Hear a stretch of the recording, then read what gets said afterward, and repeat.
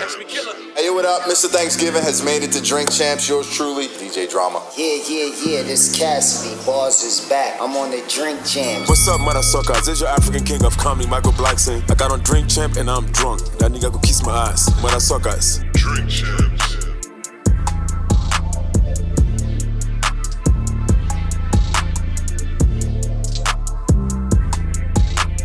Drink Champs.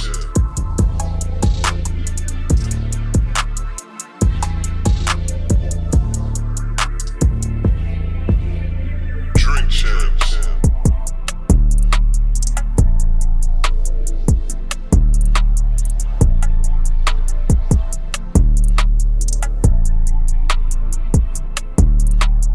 Drink Champs.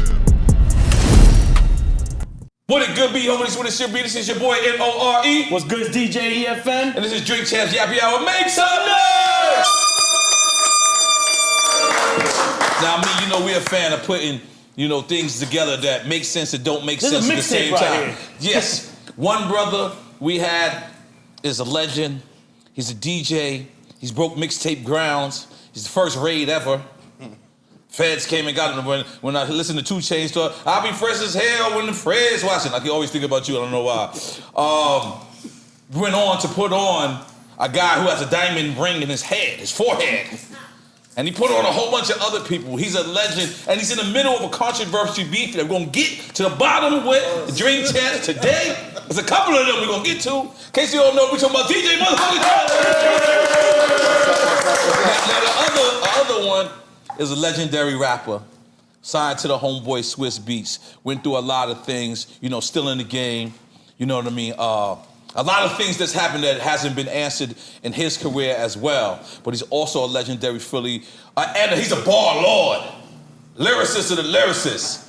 And he's very in tune with God. In case you don't know what I'm talking about the legendary Cassidy.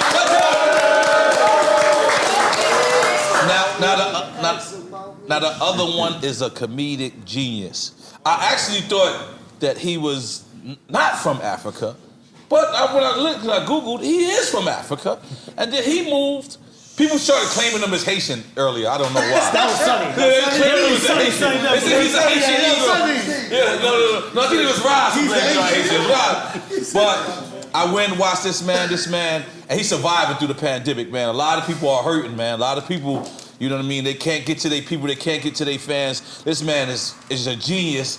And his stand-up, a genius in his Instagram, a genius just overall, any role he played, man. You know, from having beef with Pinky and all that. You know what I'm saying? In case you don't know what I'm talking about, motherfucking Michael Blackson. Ironic, he came with Pink on. Yo, so let's break down Philadelphia right now. All of you brothers are Philadelphia, right? Philadelphia is the city of brotherly love that seemed to not have brotherly love. Is that accurate?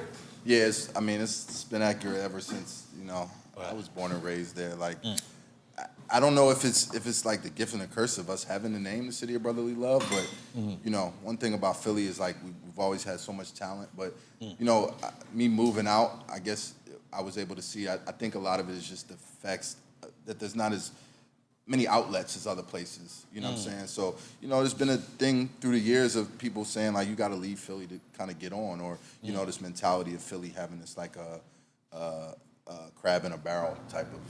Which a lot of cities suffer from. Well, he live in L.A. and you live in Atlanta. Yeah. You still live in Philly, Cass? Or you in Jersey? Nah, I'm in Atlanta now. You look, niggas gotta leave Philly to be somebody. That's fucked up. Let's make some noise for your city being fucked up.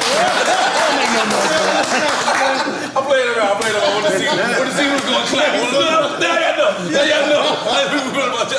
No, but all right. I just feel like love could grow to hate.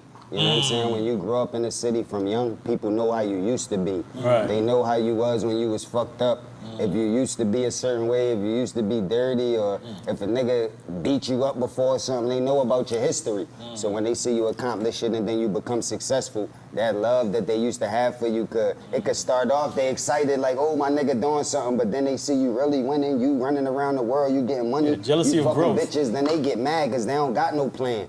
Some niggas with plans get inspired and encouraged. But some niggas that don't got no plan and don't know where they gonna turn and they see other niggas doing it, they get discouraged. So that's why you gotta leave your city, because when niggas see you in different cities, they only know you from the nigga that you is now. They don't know your history or what you used to do, so sometimes you be having a clean slate and it be easier to do it like that. Like you reborn, like born again. Even go back to the stories in the Bible, Jesus had to leave where he was from to get recognition and all that, man. Our ancestors was telling us about it since back in the day, so ain't shit changed. Michael Blackson, you feel the same? I mean, I think that's for every city. Right. I mean, Yeah, I think so. Like, ain't no because nigga. most rappers die in their own city, right? Like, Well, yeah, Pop, you well, go- not Pop Smoke, but all the other I mean, rappers. I think besides like you going to like a place like New York. New York is a great place for entertainment. Atlanta and LA. I mean, those are only 3 places entertainers go to. Wow. So, you never heard of a nigga that's popping in Jackson, Mississippi, motherfucker. So if you're in Jackson, you gotta get the fuck out of Jackson. It's every city, you gotta leave. I think the city brotherly love, I guess it just means, I never really did a research on why it's called brotherly love. I know for a fact, if I never moved to Philly, I would not be where I am today. Right. So all the love to Philly. Sometimes it's all about where you're from, that raised you, that makes you who you are. And Philadelphia made me the great comedian that I am. Coming from Africa and moving to Philly definitely changed my life. So We're gonna do say cup. I got that same story, but Okay. kind of in the opposite. Like, Put this on. Philly is what made me. Like, I wouldn't be who I am if it wasn't for being born and raised and growing up in Philly and having, the hustler's mentality, like, the city, the arts that we have coming from the city, but then coming to Atlanta and being able to accomplish what I did, it's kind of a storybook too. Like, this kid from Philly comes and, kind of changes, I asked for one cup, not the whole cup, motherfuckers. kind of changes, like, Southern rap history, you know what I'm saying? Right. Nigga Right. from Philly, so, Right.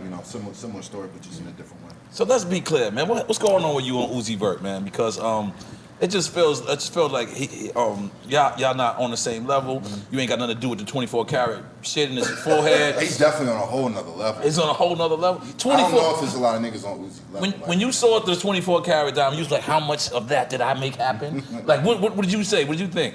I thought it was genius. Thought it was genius. Yeah, I think like Uzi has been doing since the beginning of his career. He's just like, he's a master at of attracting attention. You know what I'm saying? And like, I saw him say, like, when he saw the diamond, he was like, I'm Lil Uzi. Like, I can't just put that on my finger. I gotta put that on my fucking head. Wow. So, and that's just the type of like individual he's always been. Like, Wow.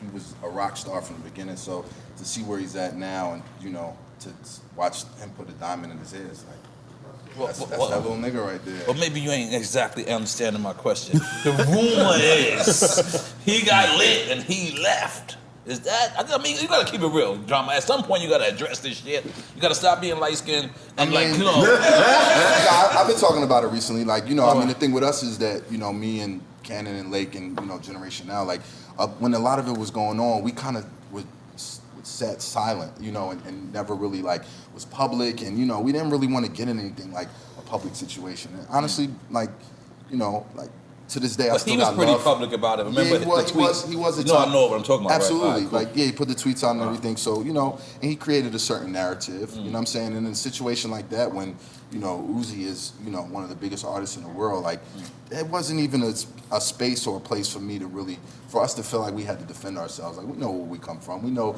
we do good business. You know what I'm saying? And, like, if there's a personal situation, I can't help that. Like, I can't help how the guy might feel about me personally, but I know when it comes to business or, I think it was like they said that y'all was holding his music up. Yeah, we're in the business of putting music out. Right. So, holding the music up would not help us in no way. I always wonder that, like, Cass, like, I always wonder that. Like, sometimes when a rumor is not true about you, right?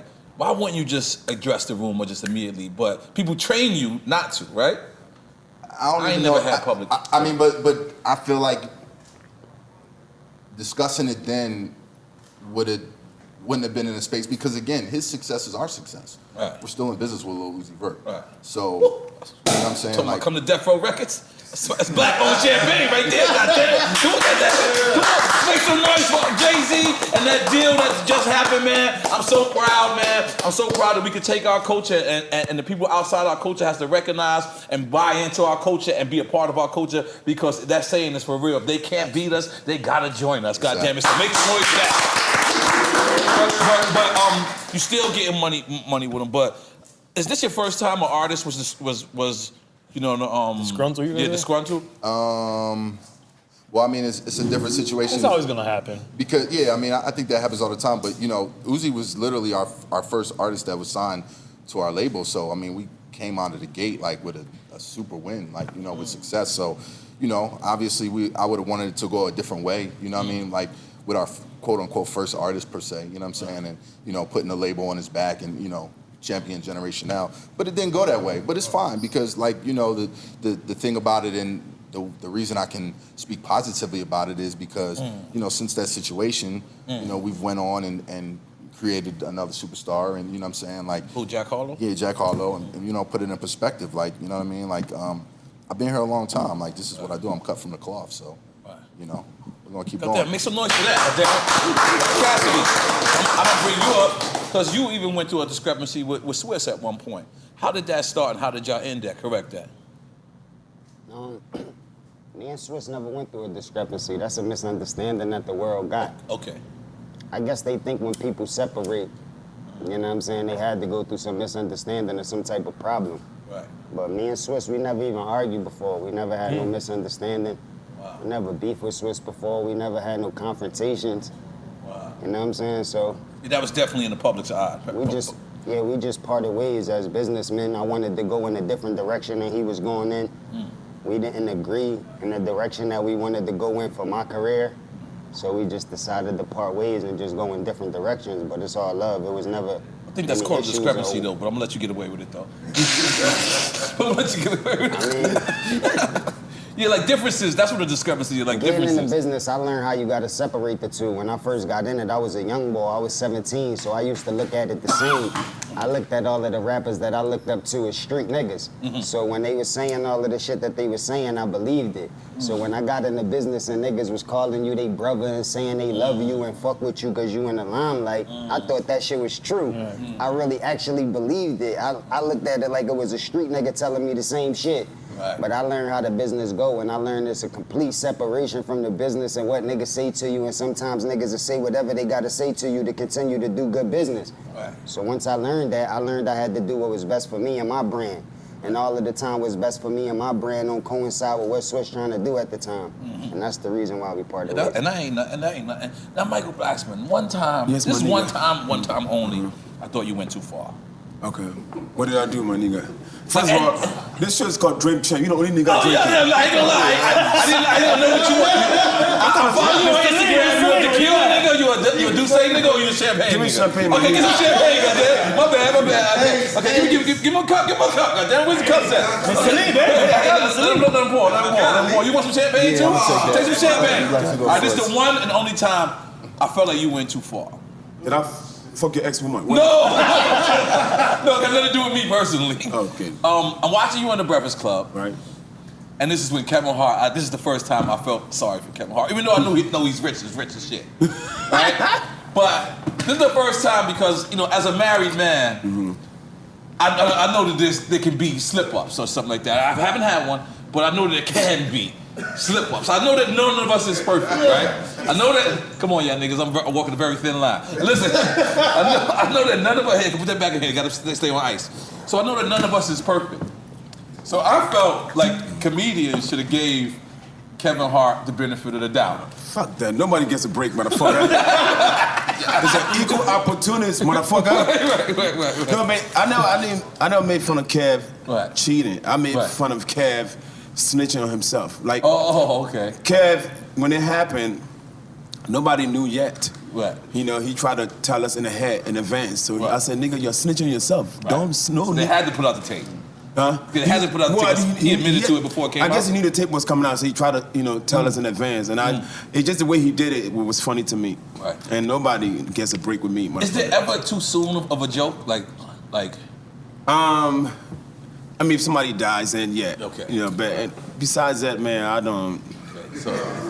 I don't even That's think death, man. I see people come right out the gate. That's it, death? Like, what is... Death is, no, I mean, with me too soon, like, what, an hour later, motherfucker? Like, what if your homie's on Instagram getting knocked out? And this is your homie, though. Okay. Are you supposed to call him and be like, yo, you know I'm about to make a joke on you? Or you just go in? You know, it depends. If you guys communicate on the regular, me and Kev, yeah, we're cool, but we don't like talk on the regular. Right. At that moment, at that point, we wasn't talking on the regular. So, I mean, I probably, if it was somebody I was talking on the regular, you know, I probably would have did that. Call it, I'm about to light your ass up. Be prepared. But we don't really communicate on the regular, so I just said, you know, I just went in and just. But did Kev call you and be like, damn, bro, you couldn't give me the pass? No, he didn't. Nah, if he'd have called me, I probably would give him a pass. Because it's, I figured he didn't have a problem with it. Like, it's fair game? I didn't think he had a problem with it till I saw it on the Breakfast Club. Okay. You know, I just thought I'm just being a comedian. Yeah, I saw it on the Breakfast Club too. You know, yeah. Yeah, I thought you went too far. I thought, and his reaction too was like, oh shit, damn. Because I thought, you know, I think comedians are like battle rappers. Like battle rappers have no feelings, right? Or do y'all have feelings? Like when y'all go on and y'all spitting against each other, like, you know what I mean? Like the thing about it, everybody make fun of him. Even his own friends did. They just have a bigger platform. So when I make fun of him, millions of people see it, and that's probably what really. But come on, comedian man, you can't be sensitive. I'm not sensitive. Nothing could hurt my feelings, motherfucker. All right, goddamn. So now drama. We're gonna get into it right now. Rumor is Drake smashed your girl. Jesus. Well, which other way am I supposed to say it? Drake had sexual relations with a girl that was affiliated with you. All of a sudden, Meek, Philadelphia artist, winds up in Mean Street Studios, and he hears these references of these other songs, discrepancies. What's my man's name? He ain't been around since. Quentin Miller. Now, all roads led to DJ Drama at that time. All roads? They didn't lead to Meek Mill? No, I said Meek Mill. I'm saying how Meek Mill got it. Gotcha. All roads led to that, to you. So now, for lack of a better term, you was kind of quiet. You didn't really want to address it. I lightly touched on it at times. We didn't hear it. I didn't come to you. We didn't see it over here. I didn't come to you. It never happened if it never happened here. I knew it was going to be a different conversation. Yeah. It never happened if it never happened here. Explain to the people how something like that goes. Well, because let me just tell you something. All right, let me shut up. No, first of all, I mean, off top, the way you started saying Drake smashed my girl. Right. Your ex-girl. My ex-girl. Me and Drake have shared women. Okay. Yeah, y'all light skin. I know how y'all niggas get down. I'll be sure. They go to I'll be sure club. He tell y'all who y'all can hit. You have women in common. That's a better way of saying it. We have women in common. Right? We have women in common. I put a train on her. Yeah, so the conversation was about a particular female at the time. You know, is a great woman, honestly, and you know, he knew her years prior to me. You know, me and her hooked up and everything, but there was never any overlap. I'm assuming she's light skinned too, right? She actually is. She's No, light skinned. yeah. Okay, let's continue. She is. But me and him, that was never any discrepancy based upon, like that situation had nothing to do with what wound up happening with me, Quentin, Drake, myself. But it did happen in Mean Street Studios. What you mean? Where Meek heard it? He did. He did hear it. So you can see how one could assume. Well, that was kind of the narrative that became, because it wasn't overlapping situations, but that was a narrative that, like, as if I had some ill intentions. Right. I never had any ill intentions. Right. You know, honestly, like, looking back on the situation, I think all of us, myself included, could have handled it in a different manner. You know, I think there were all of us as individuals, myself, Meek, Quentin, Drake. You know, it wasn't handled properly. You know what I mean? For it to even get into that outcome per se. You know, so, but yeah, Meek did hear it at Mean Street Studios. At Mean Street Studios, which is your studios you own. My studio, yeah. We were working with Quentin Miller at the time. Okay. Yeah, and Quentin was. And Quentin played it for Meek? We didn't hear this part of the story. Did Quentin play it for Meek? I didn't know that. No, Quentin. The way you just said it, you gotta be careful now. Like, Quentin it sounded like we were working together. Quentin said, y'all, here go, y'all. I mean, Quentin honestly took out of everybody in this scenario, I mean. Yeah, he took the loss. He took the loss, so, you know, I mean. I know he see Meek and Drake and like, what the fuck are y'all doing? Yeah, I mean, you know, out of everybody, you know, the kid was honestly, you know, trying to make a living for himself and, you know, doing dope work and, you know what I'm saying? And through it all, you know, even through the narrative, like, I never, you know, Drake's literally, you know, it's 1-2 conversation between him and Hove to me, personally. So, you know, even with the Quentin Miller references, that doesn't take away from any of his greatness, per se, in my eyes. So, but you was being petty at that time? Nah, I wasn't. I mean, you know, honestly, some of the way it really happened Get some was shots going, man. You was still that- being light skinned. We're gonna Nah, get you in the brown was skin that area. I was trying to clarify something for Meek at the time, and you know, he thought something, and you know, I went against my better judgment and by telling him something that honestly, Meek that. yeah, like explaining to him, listen, it's not what you think it is. So, you know, and then Meek went and handled it the way he chose to handle it, but that wasn't my handling. But I caught a lot of rap for it, you know, and I stayed quiet because I did catch a lot of rap for it, and I felt like I had caught a lot of bad rap. But you know, I definitely played a role in it. You know what I'm saying? I'm not innocent of the situation. But As part of your petty side, like it's cool to be petty. I like being honestly, petty. if it was, I would tell you, but it really wasn't. Like I never wanted none of that to go down. You know, I mean, in hindsight, it was an incredible battle for hip hop. So, you know, I guess you know, and those guys have since, you know, become friends again. Right, And great. You know what I mean? We can look at it as part of hip hop history, but you know, so. Give them dudes shots too. They get these shots too, bro. They on drink chairs, man. Give them Del Young. Give them Del Young. God damn it. So the famous battle with you, Cassidy, was with Freeway, right? You don't got to be a writer to be a dope MC. Talk that shit, Cassidy. You know? You have to be a writer to be a dope MC. Because you said it don't matter. Like, he up there with Jay-Z in your eyes. Facts. Even if he don't write. So you could be a dope rapper without even writing the raps. I mean, I think that's if we're talking about somebody who doesn't literally write raps, but that's not a discussion when it comes to him, I don't think. Can a comedian be a dope comedian if he don't write no jokes? It's possible. I mean, there's a lot of great guys out there that, if you look at... Don't write no jokes at all. No, I mean, you gotta write some jokes. And then Okay. at the end of the day, you still have to deliver that joke. Okay. You have to make it into your own way, Right. you know? So, it's That's possible. a talent in itself. You could be. I mean, I was watching, one of my favorite comedians of all time is Eddie, and I watch Raw and Delirious, and I see Keenan Ivory Wayne's written by those guys. So, Right. And Eddie, to me, is like, great. Yeah, I seen Keenan Ivory Wayans and Robert Townsend. Townsend, yeah. But I thought there was like the directors. And Well, shit like Townsend directed it. I Okay. think Keenan did some writing. that. Okay. All right, cool. Yeah, I'm 100% sure Eddie, when you get a certain part of your career where you're just extremely busy, you You're gotta on get, time, yeah. you know, there's nothing wrong with hiring writers. I mean, I'm yet to do it. I write my own shit. Right. You know, but, you know, if I was throwing out specials every 2-3 years, then you gotta write. Because as a comedian, you could write a material, it's good for 3 years. Right. You go circle around the country for 3 years with that same material. And then, you know, but if you're always putting shit out every year, every 2 years, then you gotta get some help. Well, let's take this But shot. Let's take what this if- shot. what You if got it your was- shot? What if it was some like alien type of comedian, right? That could put in more work than all that work you talking about, right? Could do more, all of that shit than you talking about, and still write his own shit and don't need no writers. All right, that's dope. I mean, he that's should be like, he should get some type of acknowledgement, He should. right? He should be Let's take big this shot, up. goddammit. Definitely. Come on, salute. This is about saluting people's career, and we salute y'all career. Come on, goddamn, make some noise! You ever got a poster to write for an MC that you was like, what the fuck, get out of here? Yeah, early on in my career, went to Cali with Swiss. The first time I seen Halle Berry too, we was waiting outside the hotel. Holly Berry is involved? Yeah.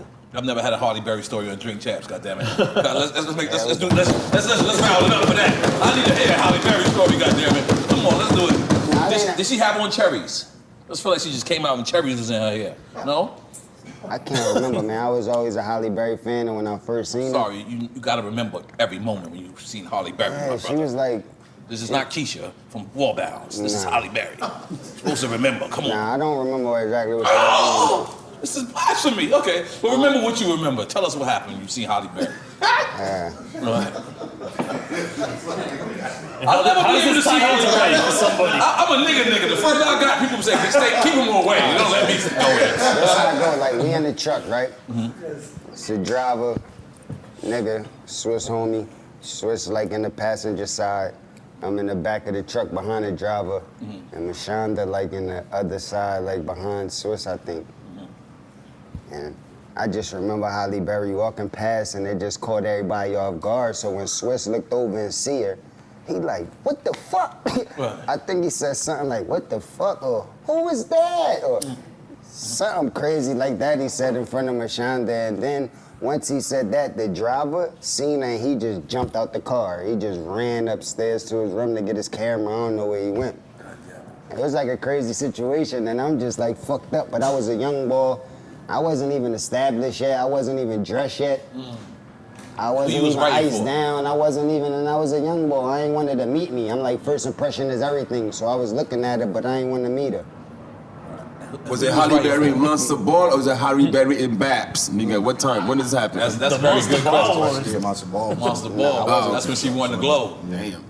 Babs is when she was coming from Nah, it out of wasn't the a world. it wasn't a Babs Halle Berry. She was like at her baddest point. She looked like how she be looking when she had her baddest point in one of the movies. She came out there looking James Bond crazy. movie, I think, right?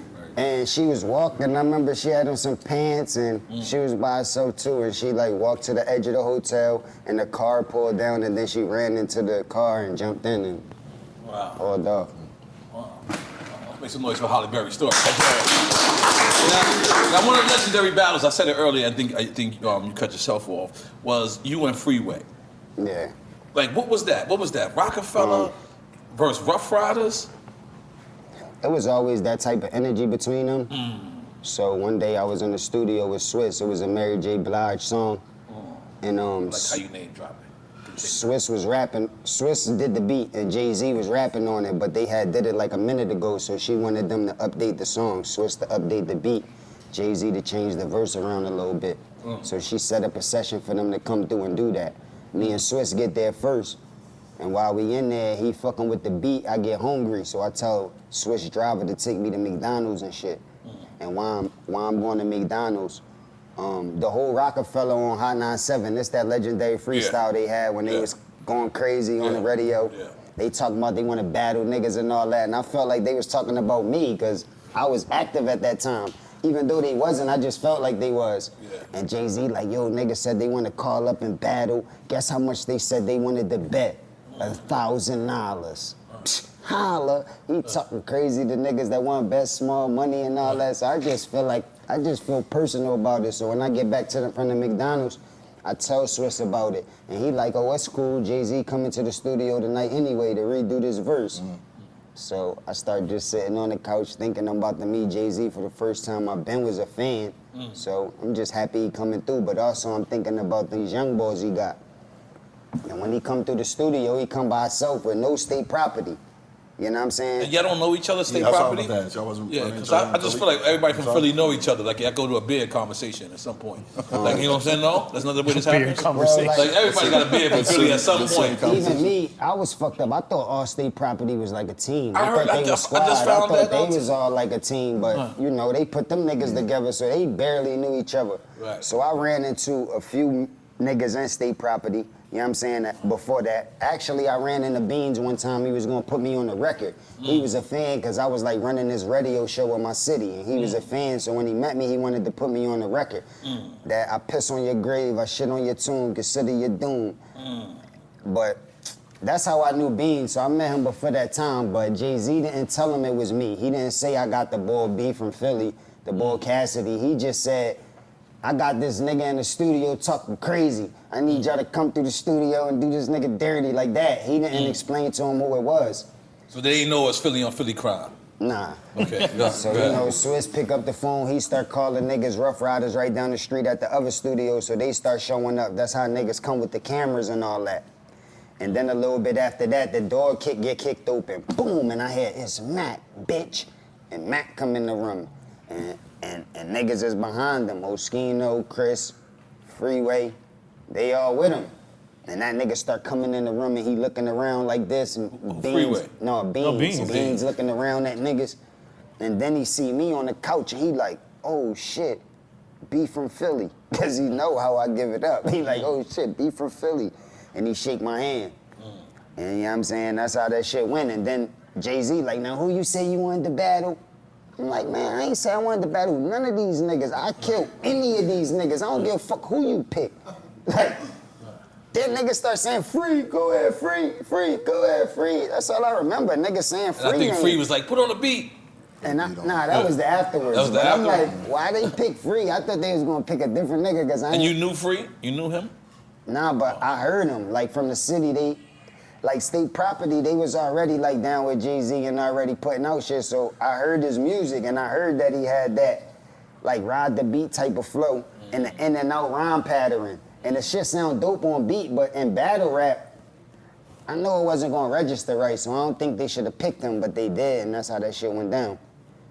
I just was representing my team, Rough Riders at the time, because that's who I was You was with. signed, or and that's what got you my signed? own brand, because Jay-Z was super disrespecting me like I ain't give it up, so that's how I You had was to carry already it at signed, that or this time. got you signed? Nah, I was signed to Swiss. That's why I was in the studio with Swiss while he was working on the song. You could have lost your and deal I had if a you would have budget lost open. that. I had a budget open. Like, nah, you know, just think about it. Like, yeah, like you could have lost your deal if you would have lost that. That's kind of crazy. Yeah, for sure. That's crazy, man. Well, God bless you for winning that one. You ever receive slack from that from Freeway? Like Freeway ever wanted a part two? He ever seen you late night on South Street and was like, nigga, what's going on? Part two. Me and nigga. Free, we actually did records after that. Ran into each other a lot of times after that. Like, I fuck with Free. Free was just riding for his team at the time. They called out his name. They put him in a position. They ain't know what type of nigga I was or what they was dealing with. It was like a misunderstanding that they put him in. And you know what I'm saying? He know how that shit go. He just wasn't prepared. Plus, he just was on the radio, giving it up, spitting all them verses. So, you know what I'm saying? To take him right out the radio and put him in front of a nigga like me, it wasn't a good scenario. So, I seen Free and he said niggas still remind him about it to this day. Like, they don't let it die. They keep bringing it up everywhere he go. He constantly hear about it, but, you know, Free a good nigga, so he don't hold no grudges and shit. I actually ran into Dame. I was fucking with Dame, and Dame was telling me, like, yo, if I was there, you know what I'm saying, that shit would have never went down. We had budgets opened up for this nigga. We was working on this album. Why would y'all put him in a battle at that time, man? And like, after that, I told that nigga, yo, you want me to be for real with you, Cass? I told that nigga, you gotta come at you. I told that nigga, man, fuck that. You gotta go at this nigga now. You gotta Really? shoot him. And Free ain't. I mean, I ain't never had Free do it, so I guess Free ain't want to do it. And he like, that's the reason why we stopped fucking with him the same way. So the same way you said I could have got dropped, it probably affected a lot of shit that could have happened in Freeway career, but that's how battle rap used to be back in the day. That shit used to be real. Right. Is comedy like that? Do you guys like have a comedy offs in the backstage? Oh yeah, Comedy man. offs. Like, you know what I mean? Like, I'm always, you know, Philly. I mean, of course, me, Kev. I mean, whenever comics get together, man, just be ready. Right. Because you don't know who's gonna go at who. Just pick a nigga and just go on him. Because if not, you might be the nigga that we're gonna pick. Right, you know what I mean? right, So right. it's like that, but it ain't nothing. I mean, that was prior to social media. y'all where get shit hazed get out. like for rookies? Like if it was a rookies and like you said new rookies and Nah, shit. it's just A rookie. more I'm dudes sorry, that know cut each that. other. You know, Okay. like, I mean, Philly was not really a big platform for comedy, so a lot of us took a lot of trips to New York. So, Wow. you know, so we'll go there and we'll, you know, in comics, we see each other, we just start roasting. I mean, back in the day with comedians like Talent and like Rob Stapleton, you know, Cam, we all get together and we just like start lighting each other up. So just be ready, because you never know. But it wasn't nothing that's gonna fuck up your career, not like these guys, you know, Right. rap. Yeah. The stage, you get 'Cause booed on stage, I just fuck remember up you your had career. jokes about Meek during the Drake shit. Oh yeah, I get everybody, man. Nobody's safe. You posted a joke about Meek with Meek in the picture. I think one time, y'all that did some like shelter Oh, no, shit, you know, some that- celebrity shit, some shit. This is the first time Meek Yes, you know got what? shown. I looked at him, But I said, that- this nigga Mike is No, fast. no, that one was a big mistake. Okay, all right. My ex, that was my ex. No. And I never talked about it because I never want to blame the shit on my girl at that time. You know, but it was and my ex did that dumb shit that time. Like Meek at the end of the day, had he's the my joke? homie, Right. and I knew what he was going through. And you know what I mean? I'll do certain jokes, but I'm the type who do a joke, but not a joke that nigga want to shoot you over. Right. I'll do a joke where if my goal is, if I clown somebody, my goal is to make that person laugh. Right. That The person's person not you gonna laugh. clowning? Yeah, the person I'm clowning is You not want them to laughing. laugh at. Like I make jokes, but I make gay jokes, but my gay joke will make a gay person laugh. I'm not gonna, you know what I mean, make them want to go and try to cancel Michael Blackson. Remember You know that what I scene mean? you did about Meek in that movie we did, Coney Montana? That whole scene you did with the cops about Meek and all that you did? In Coney? You gotta watch your own movie, man. This shit was funny, man. So let me tell you the story, right? So we did a benefit, me, Meek, we did a benefit, and then we all took a picture together. So while I was going home, I'm driving, I told my girl, I said, look, there's a picture, put this caption on this picture. I said, put on, damn, I forgot exactly what the fuck caption I said. But it was something like, me, Nicki's boyfriend, something light, nothing's crazy. Like I didn't want to call him Meek, I don't call him like Nicki's boyfriend or something, right? I said, put that in the caption. This, I think you said world tour, girl tour, something like that. So, no, it was, my girl at that time was a savage. Okay.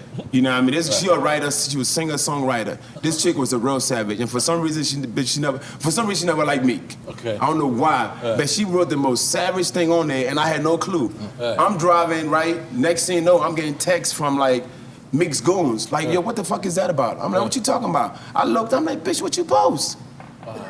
She went real hard, so you know what I mean? And we had to squash all that. But but that one didn't come from me. Like I said, I go hard, but I go hard enough where, not hard enough, I go hard that the person I joke about laugh. If Meek ain't laughing what I'm saying about him, then I'm not gonna do it, especially if it's my homie. Wow. Now, Drama, I was just hanging out with Gilly. And Gilly said there was a time where Cash Money, you know where I'm going with this. I'll give you the tough questions. Don't worry, I'm getting easy out of this. It's not even a tough. It's not. You putting me in a tough spot. It's a tough spot. That's okay. Tough spot. So Gilly said, this is the first time. I said, listen, Gilly, I'm gonna be honest. I never thought. I don't think Cash Money is black. I never thought that was remotely true. He said it on the show that they were blackballing him. Yeah, I told him I didn't believe it on the show. And he said, you gotta ask DJ Drama. DJ Drama just did my show. He said, we asked him to do something, and you said, yo, you know what, I'll stand by it. But he said that Wayne called you and said, you can leave him on there, you can leave him on the show, but just know you'll never have another Wayne verse ever in your life.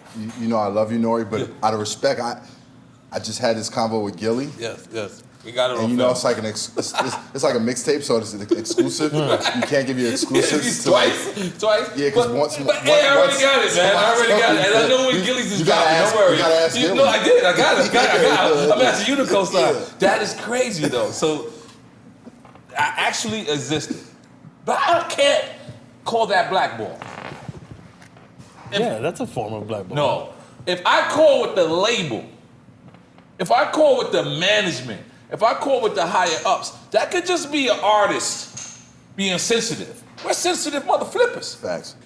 It could be just be an artist sensitive. That artist might not necessarily have that power. That was a one-on-one conversation, I will say that. Right. So it wasn't a, Gilly Right. has his own take on being blackballed. I was not part of the blackball per se. Right.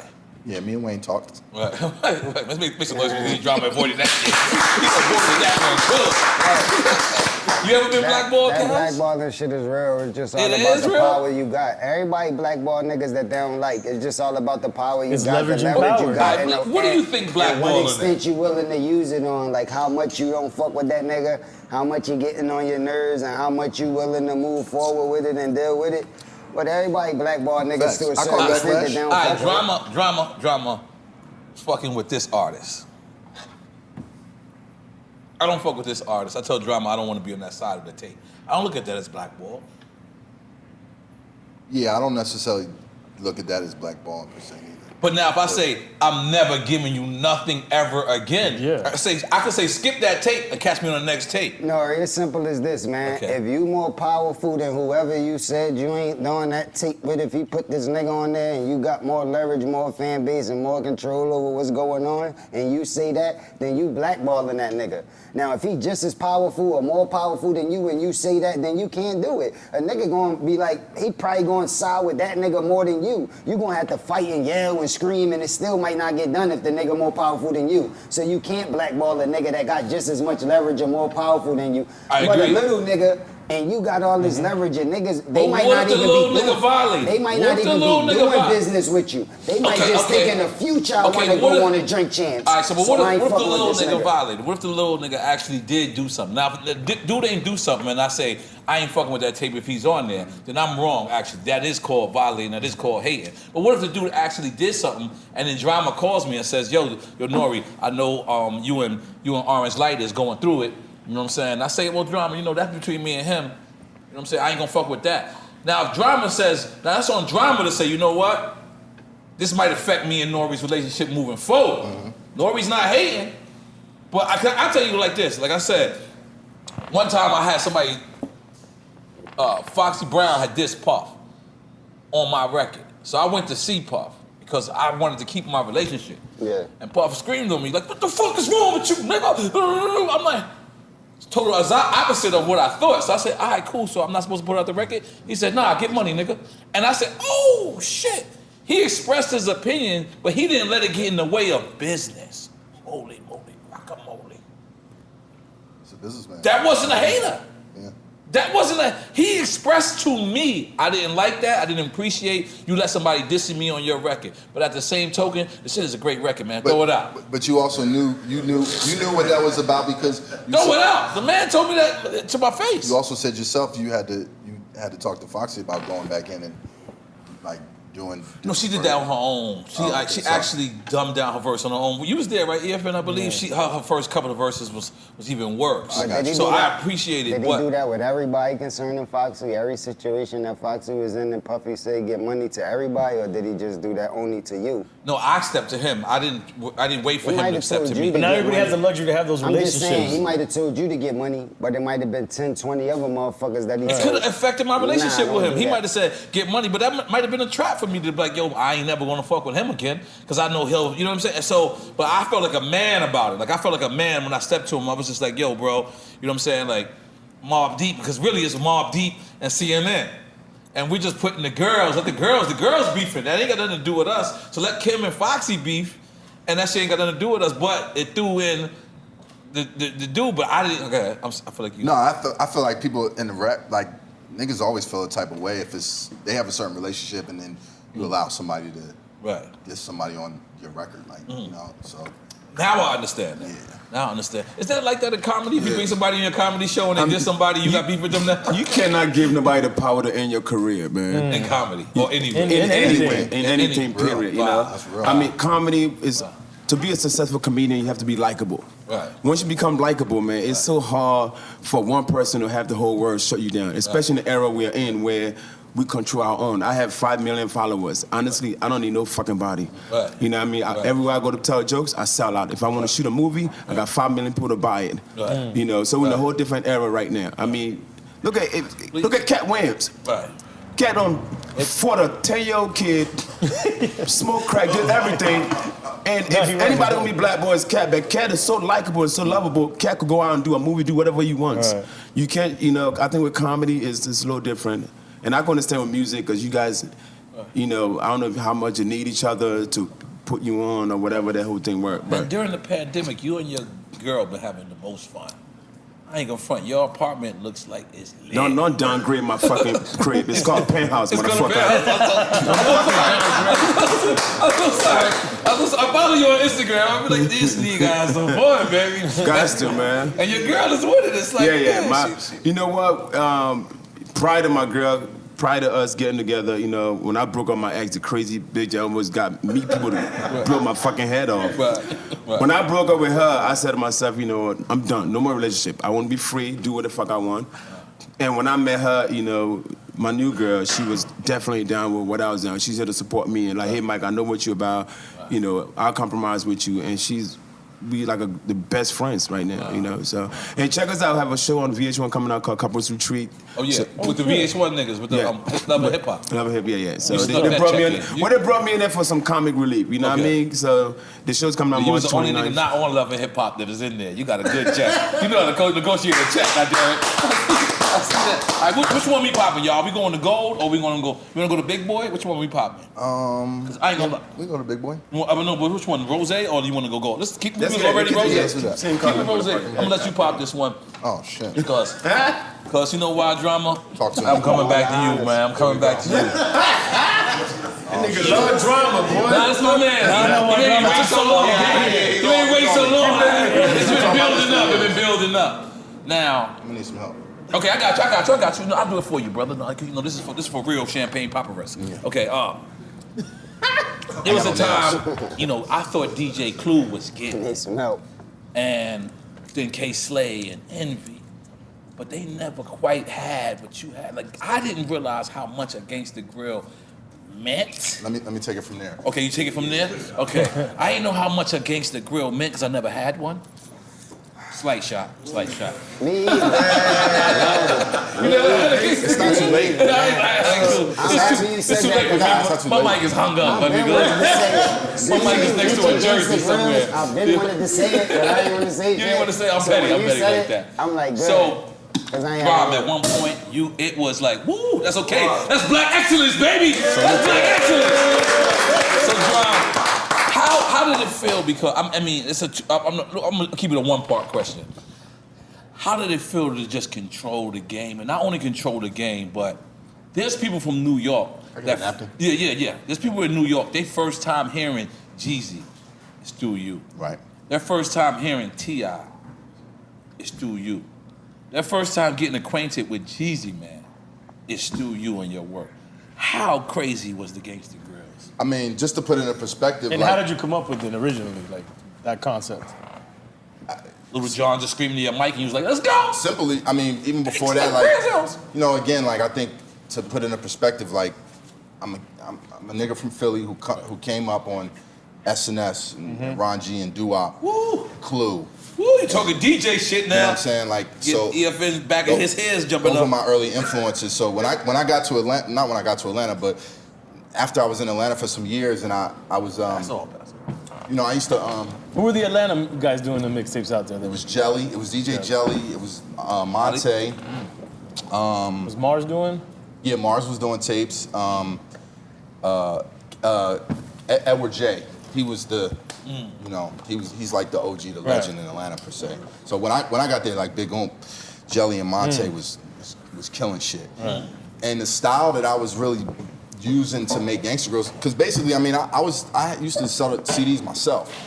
So I'd have an Up North tape. I had like an eclectic R&B tape. I had a reggae mixtape. I had anything you needed. I had. Lord have mercy. That was You had a the Lord have era, mercy tape? Lord have mercy. It's niggas that know me from just doing reggae parties back in the day, like facts. Man, we used to do reggae parties too. So Y'all light skinned niggas doing reggae parties. Let me just think about that. Just make some noise for that. Light skinned niggas doing reggae parties. Thinking they Sean Paul out here. Yeah, that's right, Sean no, my man Lake, he says all his DJs look the same. We all like skin beards and shit. Damn, okay. Says he all the time. So Gangsta Grillz as a concept was like, you know, it was a South CD that I needed to have something for everybody. Right. As I was paying attention to the mixtape game and the direction that it was going in, my influences was coming pretty much from what was happening up top. You know what I'm saying? So, and people weren't applying South music to that formula. And niggas told me that's not what niggas in the South wanted to hear. They didn't want to hear talking on the tape. They didn't want to hear exclusives. They didn't want to hear new shit and everything. And I went totally against the grain and did all that they said niggas didn't want to hear. And that's how Gangsta Grillz was pretty much created. Lil Jon being the voice was the first host because I was paying attention to people doing hosts and what have you. So around the time when, you know, I linked with Tip and, you know. Tip is T.I. T.I., you know, literally he's the first, you know, Gangsta Grillz became a street album because of T.I., us linking up and, you know, that being the first You body say of the work. atrocious or the atrocious of Morpheus. He was talking that shit from Morpheus. day one. And from the first time I met him, he told me he was the king of the South. Day one. You know what I'm saying? God bless him. He knew off But what top. you said there is what made Gangsta Grillz different. They became street albums.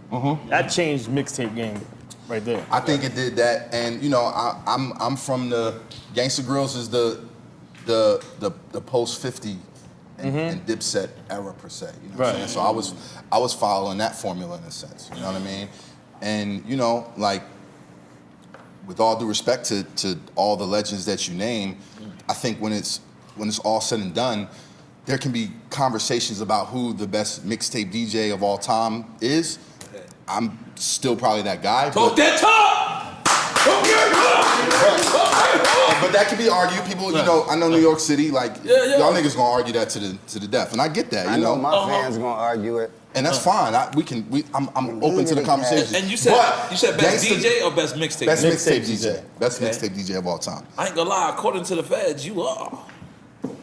A Philly DJ, and the way I was terrorizing the city, man. No, we we- needed Like, one, man. you know. Gangsta Grillz, though, beyond that, is the most important and impactful mixtape series of all time. That can't be argued. I could say that. That can't that's be probably argued. true. And You can't tell me As a nothing. mixtape series, I think It's the biggest. yeah. It's the most important I mixtape don't think I series can of argue all that time. either. I don't think I can argue that either. And especially for breaking the artist. Even before that, then it became Because even artists that was broke was tool doing to break gangsta artists. shit. Yeah, I mean, Yes. people was doubling back and coming back around, and I was right. doing them with some of the biggest names in the game. Like, I mean, Don't you got one with Pharrell? I do. Wow. I have one with Pharrell. That's crazy. Wow. Jeez Louise, Papa Cheeks. He said I do. But that is. I mean- so because I don't want to circle back to this. So let's just get it all out. What was you think? And let's just be clear. Did you think the label snitched on you? Nah, I don't think the label snitched on me. But the labels used to He still snitch getting on label us. money. I respect that. Uh-huh. The A&Rs used to leak us the records, but the higher ups and the lawyers used to send the cease and desist. Yeah, nah, he's right about that. They definitely did that. I mean, Right. I think it was. I think the labels weren't all on the same page. They weren't. Because the legal department wasn't in tune with the marketing department per se. Because Right. that was the actual That's the problem. veins. Was there were certain people that was buying more Gangsta Grillz than they was buying actual artists' albums, right? I mean, it wasn't. I didn't see it as a problem. I didn't look They like would see it as a problem. People Nah, part of the it's- you legal just- you department. just had those- If you're helping part them of out, the legal department, listen, you're saying the money we were I'm- seeing it's- is in no it's currency that's comparison. coming You just in. had suits looking at it as copyright infringement, and they didn't. it And was- they weren't even though talking you to the had people permission. at the label, the A&Rs that were at the street level. That's how they were breaking all the artists that were Right. making them their money. But you know, I always was. I felt like I was in cahoots with the labels. Like it was literally paying Yeah, me. all mixtapes you thought they were. Yeah, so I was like, you know, I'm not, you know, there were people out there that were leaking music and putting tapes out there. Like that wasn't my repertoire. So, but yeah, you know, I looked at it like, So when the feds came, you thought there was a joke? yeah, I didn't think that. You thought was, this was your homies like masked up playing Man, around Halloween, nigga? I thought it was like, You didn't know what happened to the dude out here in Miami years before that? I heard you talk about that on the show with. Yeah, he was the X-Biscuit. first one, but Yeah, I he heard was you a say mixtape that. distributor. Got you. You probably might have dealt with him at some point, but he was one of the biggest ones. So Yeah, what and that's a made little them target different. That's a you? little different. Yeah, than, because- and there were other like people that probably went down for like bootlegging and stuff, but that was a Because little me different. seeing it Because in New York, I was and that seeing guy. Clue, seeing K-Slay, seeing Envy's, seeing yours, but not knowing the impact of it, as if that. Like, what did you think?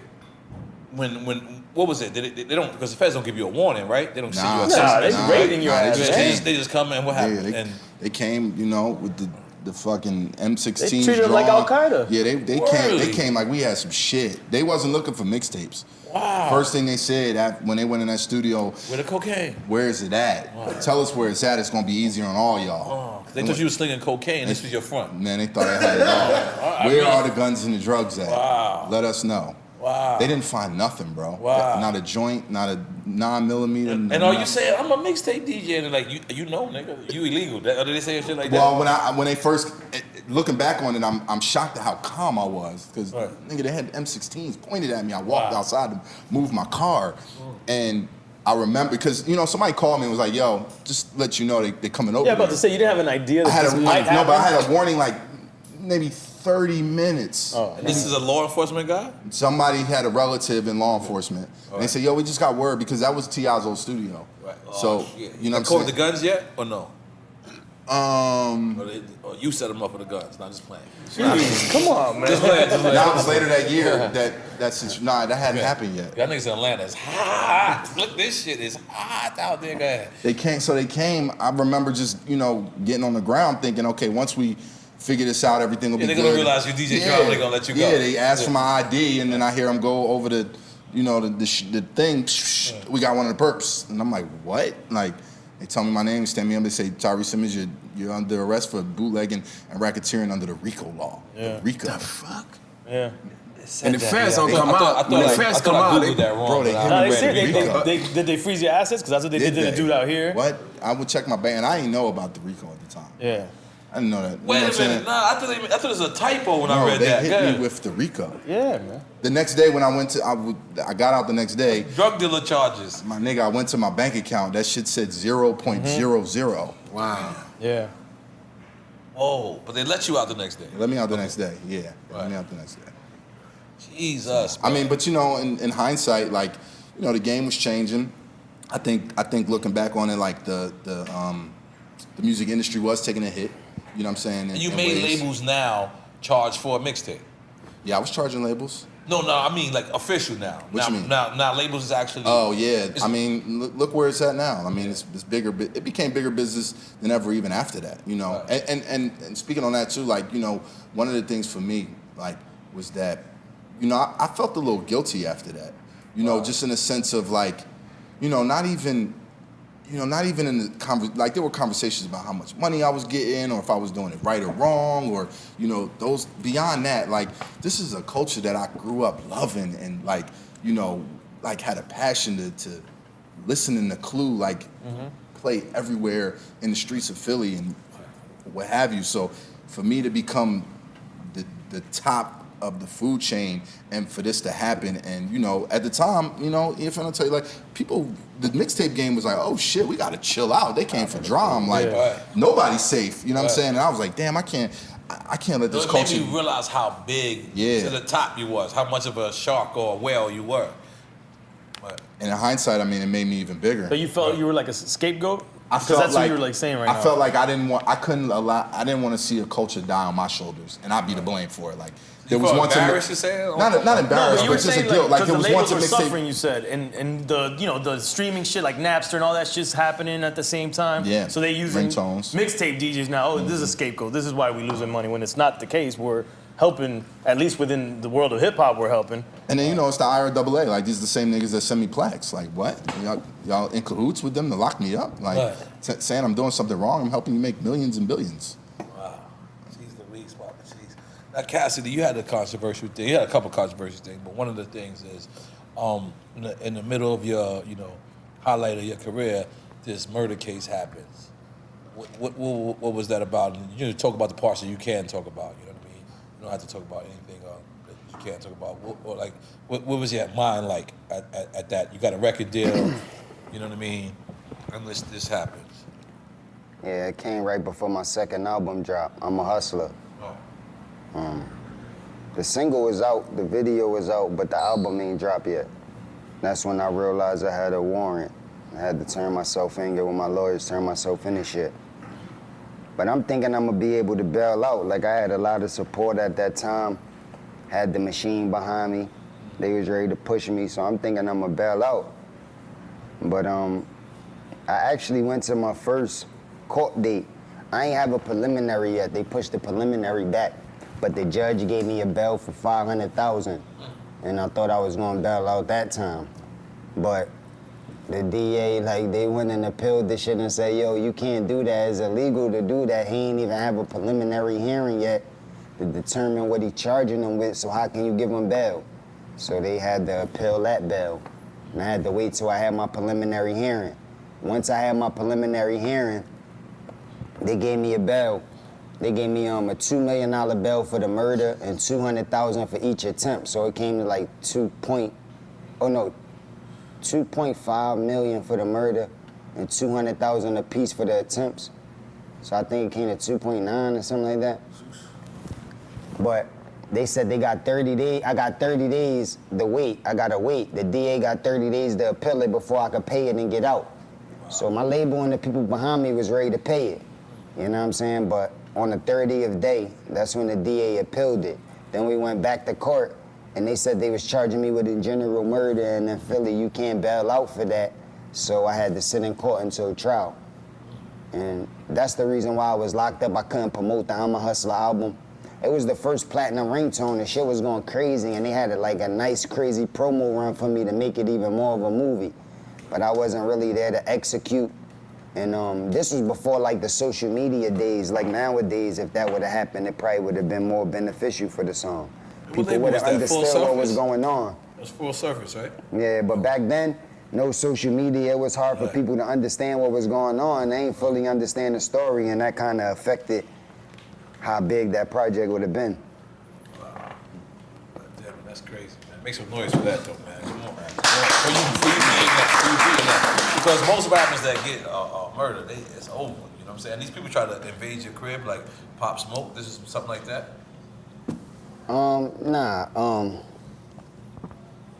Well, the situation actually happened with the murder. I was with some other friends, some other people. You know AR and them, they was with me. You know what I'm saying? And a situation happened when I went in the store. One of they homies got into a confrontation with another nigga start choking the nigga, right? I never seen no shit like this neither. Like, I seen niggas go up, punch niggas. I seen niggas go up and kick niggas. I seen even niggas run up and drop kick niggas before. But I never seen a nigga like run up to a nigga and just start choking him. Like in my whole fucking entire life. Like a professional choker. No, my nigga. Like he meant to choke him. Like he knew what he was doing. Like some wrestling shit. And not full Nelson. I'm a like, fan of the Drink like Champs. I know it's like a long story. It go back. Like I was having a private party for my album release in Philly, right? And it was a hotel party. So one of the niggas sneak upstairs. Like we had security blocking niggas from even coming on that floor because it was so crazy. When you had the song with R. One of Kelly? the niggas get upstairs and one of my homies like, yo, what the fuck you doing up here? Get the fuck out. What the fuck you doing like in the room? hotel party. So everybody else, you know, zoning out doing them. But he like, what the fuck is you doing in here? Nigga, get the fuck out. There's only real niggas in this room. Get the fuck out, right? So he played the nigga feel embarrassed. He don't really want to get out, but he got to. You know what I'm saying? Then my big brother, it's too much commotion. So he jump out, man, what the fuck, man? Get the, I mean, like, y'all gotta stop this shit. So the next time we see the nigga is at this store, like at this Walmart or whatever. The next time we see the nigga that had to get out. And I'm with the nigga that told him to get out. So I guess he got so much emotions from being embarrassed at that time that he just come up to the nigga and he just start choking the nigga. Like, you know what I'm saying? So he choking him and he like choking him with his hands, but the niggas AR in them, they wasn't at the party. They don't know the nigga, they don't know what's going on. They just with the nigga that he choking. So they get him up off of him. You know what I'm saying? They ain't really beat him up because I told him not to. I know the nigga. You know what I'm saying? But they got him up off the nigga or whatever. And when we get back around, when we drive off, that's when the conversation happened. Niggas start calling my phone thinking we rolled on they man when I really saved they man life, and that's how the issue happened. But people think it was like somebody trying to run down on me, like I was trying to get robbed or somebody was about to come kill me and AR saved my life. No, that was the issue that they was going through. They was in a situation and I gave them the guns because they was acting like they were shooters. So if y'all got guns then and y'all shooters, everybody comfortable. And when I gave them guns, that's how the whole situation went wrong and niggas got shot and all that. And I got snitched on and told like I was a shooter. You know what I'm saying? So that's how I went to jail for a murder. But it was nobody defending me. It wasn't nothing happened to me. It wasn't even an issue with me. I was doing music, about to go to New York and record, and the niggas that I was with got in a situation, and then when they got locked up, they told on me. And that's how I got a warrant issued out for my arrest. They said I was a shooter, and just that statement alone was enough to lock the rapper up, because that's who they really want me. You know So the nigga that got choked in never died? Nah, he never died, nothing never happened to him. He's still, you know, in the world. Did he make it to the hotel party? How was it working with R. Kelly? Let's just be clear. I mean, What you a ain't know where he was segue. back. You ain't know what he was back then. I ain't talking about R. Kelly now. I'm talking about the nigga that he was back then. How was he? I mean, had to be dope. How was your discrepancy with Swiss? Because I remember we was on the phone before. You know, we Listen, friends, man. We yeah. go way back in the day. My discrepancy we was on the Swiss. phone before. I don't You know. I had a have many discrepancies with too, Swiss. Swiss is my brother. I have many discrepancies. We Virgos, so you know, I clash. It's been plenty of Virgo on Virgo crime. Yeah, Virgo on Virgo crime happens a lot. Yeah, it's been a couple of times. Shit, I had a discrepancy with Swiss recently. Swiss was on here, and we spoke about his problem with Drake, and he edited me. He told me he wanted me to edit him, and we don't edit at all. And I edited him, and I was mad as shit because I felt like he had spoke articulate. I felt like he didn't do what he did on his Instagram live when he went at Drake. Yeah. You know what I'm saying? And I wouldn't have put Swiss in harm's way because Drake had just called us and was like, yo, we coming down, like, I'm coming down. He was ready to do Drink Champs. He was ready to do Drink Champs, so I wouldn't have let Swiss go crazy. You know what I'm saying? I actually would have, you know, for lack of a better term, tamed him. Like, I wouldn't have edited, but I tamed him, so I did. And then he's like, nah, he called me, he was like, yo, you know, edit that shit, man, you know what I'm saying? And I was like, all right. Cause I don't like editing. I don't like editing myself. I say something stupid. Like I'm like, fuck it, just let me just go We through look it. stupid all the time. Yeah, we look stupid all the time. So I don't mind at all. But Yeah, no I kind of mad. Like that's a reason. But you know, that's what I noticed in this game. If you're gonna be around people, you're gonna find things that you love of them, and you're gonna find things that you know. I don't want to use the word hate, but you dislike of them. You know what I mean? But that doesn't make you just friends. It's just been a whole bunch of shit. Same thing with Pharrell. Like I know Pharrell, 22 years. Pharrell at one point was doing country music, and he told me I'm doing country music, and I said, "What, nigga? The fuck, nigga? I'm trying to put in another superstar. What do you mean? Like I need another homeboy. Like you know, but it happens, man. And you know, through the grace of I want to say God, and through the grace of just being I know what happened because there's been times when you called me, N.O.R.E on some real nigga shit. Yeah. Times when I was. Well, tell me one of the times. I don't mind. Let's go. When I was going through it with Meek. I was about to go crazy on Meek. I'm in my crib like I can't believe this nigga. About to go crazy on this nigga. Right. And you calling me, you checking in, you like, yo, what's up, man? You checking my temperature. Right. You trying to see if it's just rap, if it's something serious. Yeah, y'all Philly on Philly crime is always serious to me. You giving me all the advice that you knew me. You an OG. I need to relax. I don't need to take it past this level. You always been giving me good advice to calm down. Yes, sir. But one time I talked to you when you was talking about Swiss and it was in reverse. I was trying to calm you down. I'm in. Let's go there. Let's go there, baby. You was going crazy. I'm like, yo, N.O.R.E is about to go crazy on this nigga. So what is going on? Swiss, my brother, what is happening? What's happening? I could imagine that. I don't know which time, but I can imagine. I ain't denying that. How about this? It get I ain't crazy denying at it times, at all. man. It get crazy at times, and there's times like we wasn't communicating. Right. We wasn't speaking, so it's not like I could really tap in. Right. You the one tapping in. You the nigga that's reaching out, tapping in. I'm not talking to him. Right. So I feel where you coming from, but it's at the same time, it's like, damn, like, I'm between a rock and a hard place, and I'm trying to calm you down. You're like, man, I swear to God, Cass, I'm telling you. Yeah, like, you know what I'm saying? So that's my brother, though. That's my brother. I respect that, man. I respect me being mad, though. And I ain't denying you at all. I ain't denying you. Listen, let me be clear. This the drink champs, man. We gonna get to it, man. Everybody listen, I ain't denying that at all. He knows, though, because one thing was what I'm saying is y'all went through more of a discrepancy than me and him. Okay. Like, I wasn't even on that tip like how you was with him. I never got to that tip. It's just over business. Like, you know what I'm saying? It's a miscommunication. And a lot of niggas that came out around my time or even before me we got regular is arguing, going through shit about them being locked in contracts and in predicaments and they only getting a little bit of money publishing every year. They wish they could get out of contracts that they been signed when they was kids. So niggas is trying to get out of these contracts because they know they not right and they stuck in them. Right. And because I was able to, niggas think it's a discrepancy. I did something wrong. Nah, I did what was best for my brand at the time. Wow.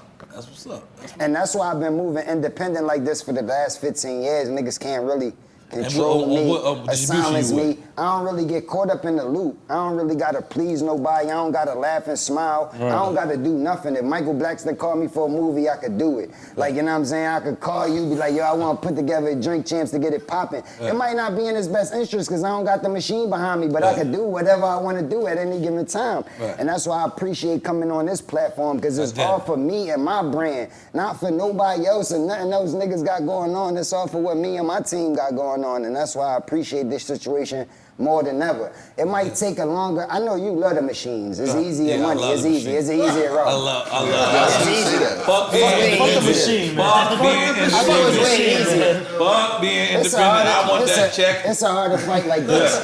It's a harder fight like this. But once you go through the fight and you get the knockout or you win by decision and you go through that fight and then you win, then you like untouchable. There's nothing nobody could do to you and there's nothing nobody could compare to you. And then the same amount of money gonna open up for you. It's just gonna take a little longer time. Right. So you know how that shit goes. What you like? You like being with a network or you like being on Instagram?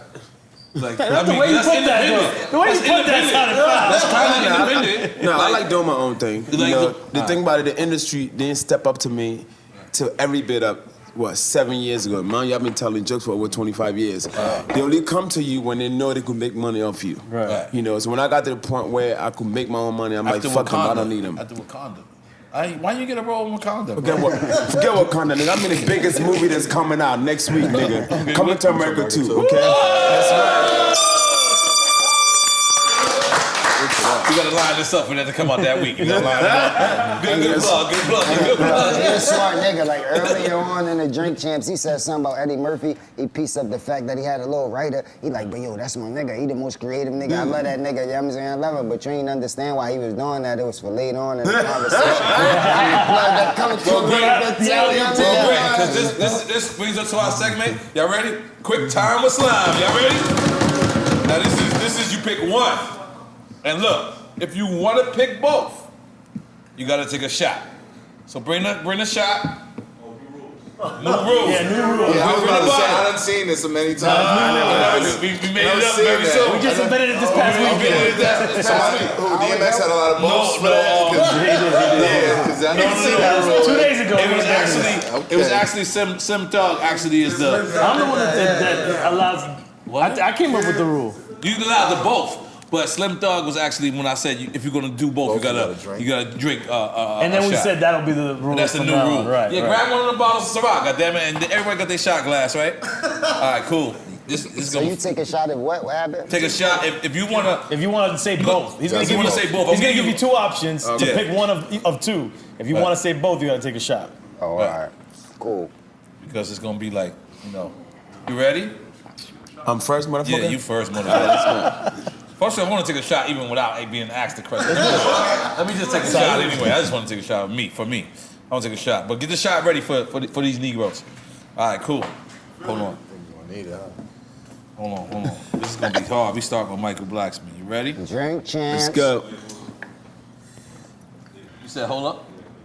Oh, he in the box, in the Shit, camera? I just want a shot anyway. I just want a shot anyway. Cool, you in? You in too? All right, let's go, baby. All right, let's go, baby. I'm taking a shot. Are you ready? Are you ready? I'm Ready? but I'll take a shot. What is Richard that? Pryor Give me one ready. I This feel one? like. or Eddie Murphy? Oh, definitely Eddie Murphy. Damn, I thought I didn't think that was gonna be that easy. Yeah, Too easy. I didn't think that. I'm gonna take that for Richard you. Pryor, Richard admitted to sucking a dick. I couldn't roll with that nigga. Damn. Salute, Why you have to salute. fuck it up for us, man? That wasn't the action I was expecting. That's some nice rock. Yeah, all right. Cassidy. A little bit of Douce. Beanie Siegel or Jada Kiss?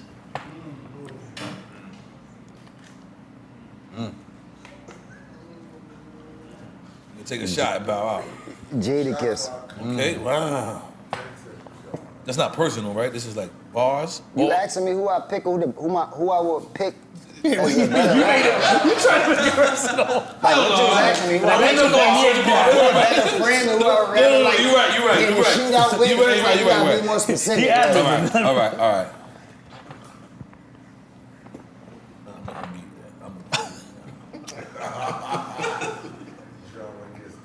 He's coming. This is payback. They can not wait this long. Beans and Kiss, both legends Meek though, but I Mill. gotta go with Kiss.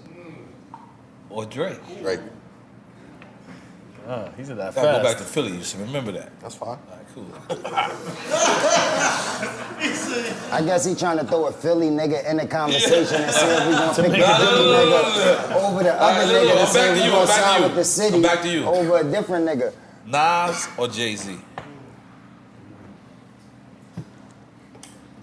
I'm not gonna ask why this time.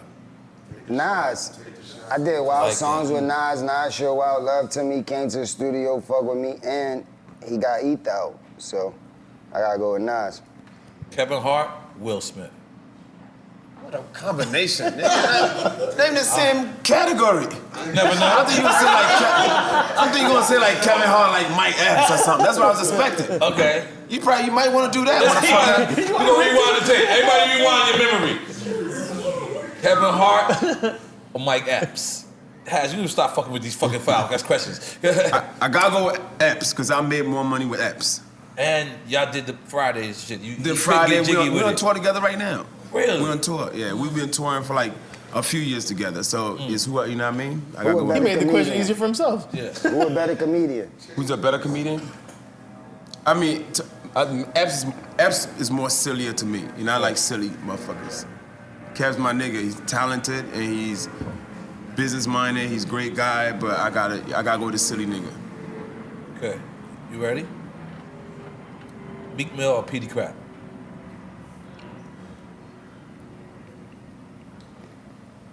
Meek Mill. Petey Crack, I fuck with Petey. He originated that style. You gotta give him love. But he just not active enough. He not working hard enough. He not active enough for me. Like especially in the last 10 years.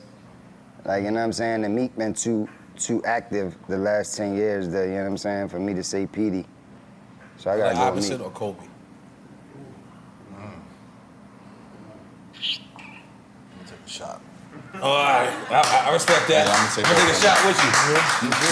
I couldn't answer that question. I'm gonna take a shot with Nah, but actually, I want to take that back. Okay. Nah, I'm gonna go with Petey. Cause that's Petey. That's the first drink champs. Someone took it back. You gotta take a shot for taking it back. We're gonna allow you to take it back. You gotta take a shot with your take back. Hold up. You know how, like N.O.R.E. You know how I love this, like, look, I got son. My son about to be 18. So sometimes you be around the crowd, like my nigga, he be playing all his music, they be caught up in the.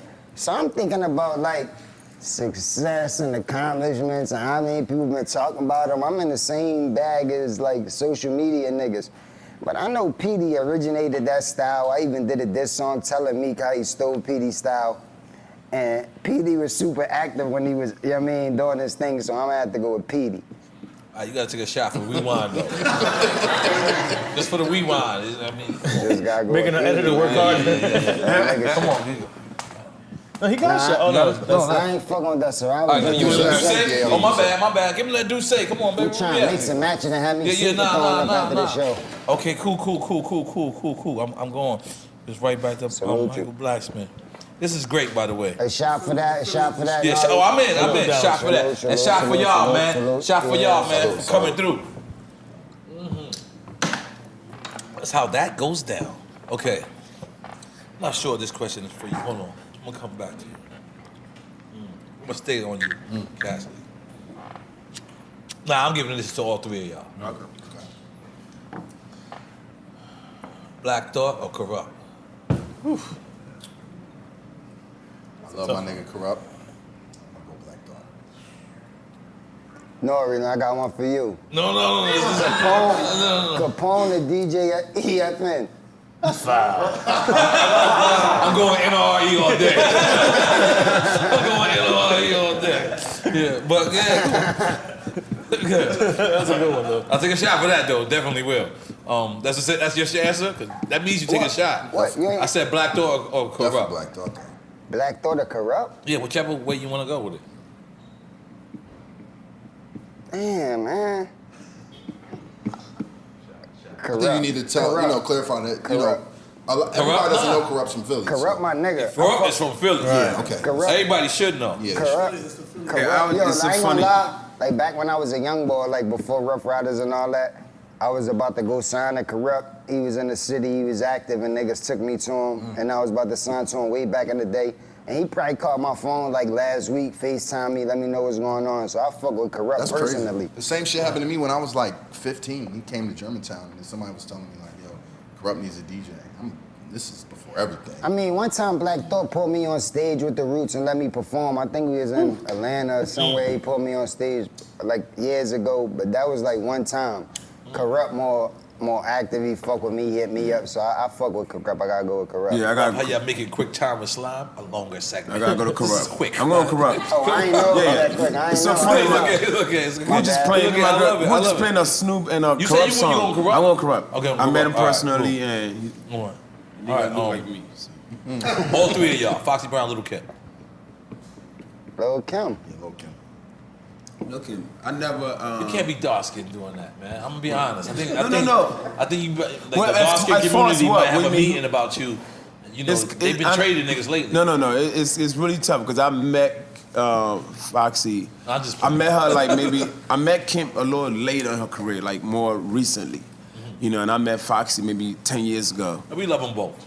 Yeah, you guys do, man. Let's I play mean, around. Okay. Foxy cool, but I fuck with Kim. That's my homie. I really know Kim. Like we did records together. I fuck with Kim, so I gotta go with Kim all day. All right, since you breaking up, you never talked about doing a record with R. Kelly. Or did we? Nah, yeah. We didn't get into it, You right? got a record with R. Kelly too. Yeah, I do no video. I do a video. You got a whole video, man. How was it? Come on, let's just be clear. Yeah, I ain't gonna lie, I met the nigga twice. First time was when Swiss and them niggas took me to Chicago to record the record. Swiss is the plug, dog, Kelly. Let's be clear. Yeah, He was your plug too? Swiss and Grady is definitely the plug. This is my first, I ain't had no singles out. I ain't had no records out. I ain't had shit out. They just opened up my budget. I did a lot of the songs and they like, yo, you need a single with a big single on it. Like, you know what I'm saying? Some shit that cause I was on J Records. They like, they don't need no Def Jam record. They need a record that's top 40 that they can, to my hotel. Yeah, they need that type of Give me record. that. So we go in there, Clive, like, where's that record at? Like, where's the Y'all flew to record? Chicago? Yeah, so, not at first. Okay. Some other names came up, some other ideas came up. What other names came up? Man, that was so long ago, man. I can't remember, man. I ain't gonna lie. I don't want to do that because I might be. I don't remember. But it was whoever was big at that time. That's what I'm trying to see. Like, who was on that level? Like at the same time as R. Kelly, definitely those names came up. Because you said J Records, Clive Davis money. Yeah, like all of the big Your singers. budget's unlimited. All of the big singers right there came up, right?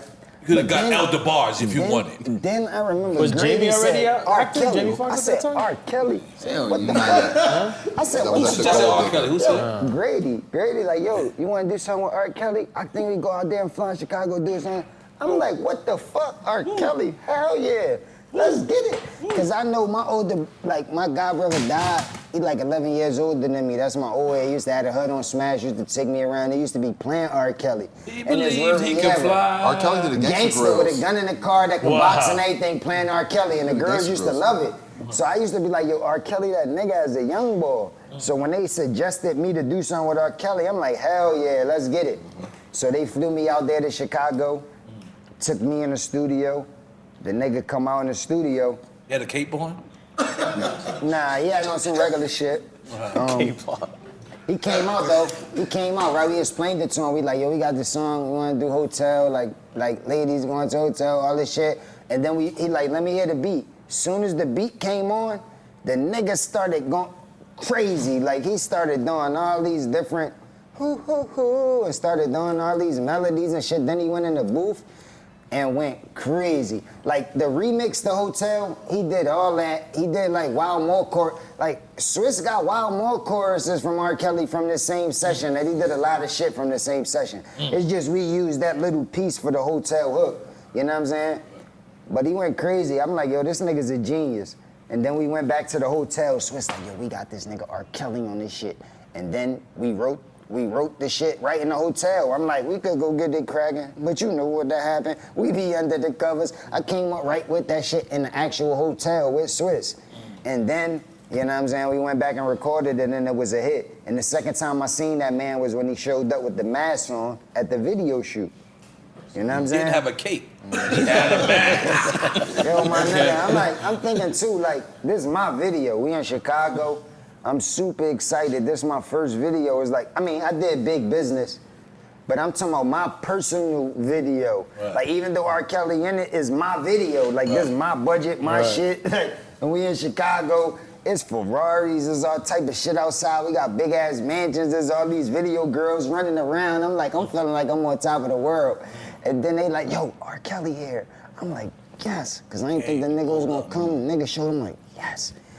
R. Kelly come in there with the mask on. I'm like, but I could tell it's R. Kelly. So I'm like, You wanted him to take the mask my off? nigga, this No one's gonna Paid a lot of money for this. Everybody know that I accomplished shit after that. But this is my first single. Niggas don't know that I'm worth nothing. This is R. Kelly. That's like, you know what I'm crazy. saying? Like, I'm asking, like I'm happy I got a budget open. This is my first single. I'm like, damn, I've been dying for this. I was signed to Rough Riders for all these years, ain't had no fucking budget. Now I finally got one. I'm shooting a video, and they bringing this nigga R. Kelly out. So I'm excited. I'm happy. And then a nigga show up with the mask. So it's like, yo, my nigga, like, But I gotta accept it. I'm like, yo, fuck it, I don't give a fuck. He I'm never in there took the like mask this, off? 6 in the morning, right next to the nigga with the mask. Like, look, man, fuck that. Checking out 6 in the morning. I don't got no fucking mask on. You see me, like, Cass is in there. No, but it was just the eyes, though, right? It was just the eyes, right? I don't know why he did That's it. weird Yo, enough, my man. nigga, I He did didn't that even throughout the whole- ask that man. He ain't had this on, Oh, my right? nigga, thanks. He had this on, then we should have been Yo, worried. drama. Because did that mean he Thanks predicted for coming COVID? out, bro. I appreciate you. That's like, yo, I'm not. Yo, He never thanks- took the mask off? Thanks for coming out, bro. I appreciate this shit, yo. He never this took shit the about mask to off? change my life. I'm never gonna stop performing hotel. So if I would have had a discrepancy because he got on some mask and I would have tried to dispute, then the He man got would have another been discrepancy like, you gotta worry about. fucking ungrateful It bitch. ain't That's the why I'm mask. not. Why would I come to your video? I'm leaving. And then the nigga just leave. Now you don't got no video. Now you saying something about I told the nigga to take the mask. I don't give a fuck if the nigga would have came with a baboon costume on. I don't give a fuck what R. Kelly would have showed up in, I would have shot it. I was a young boy. Let's get it. I was excited. Let's make some noise for that, I think. That's hilarious. So fun, I actually went on tour. I actually opened up for R. Kelly a few times. Yeah. You wanted to I lead went on with tour this. with him. I'm just saying, like, Like, we See, I wanna go there? I snuck mine in.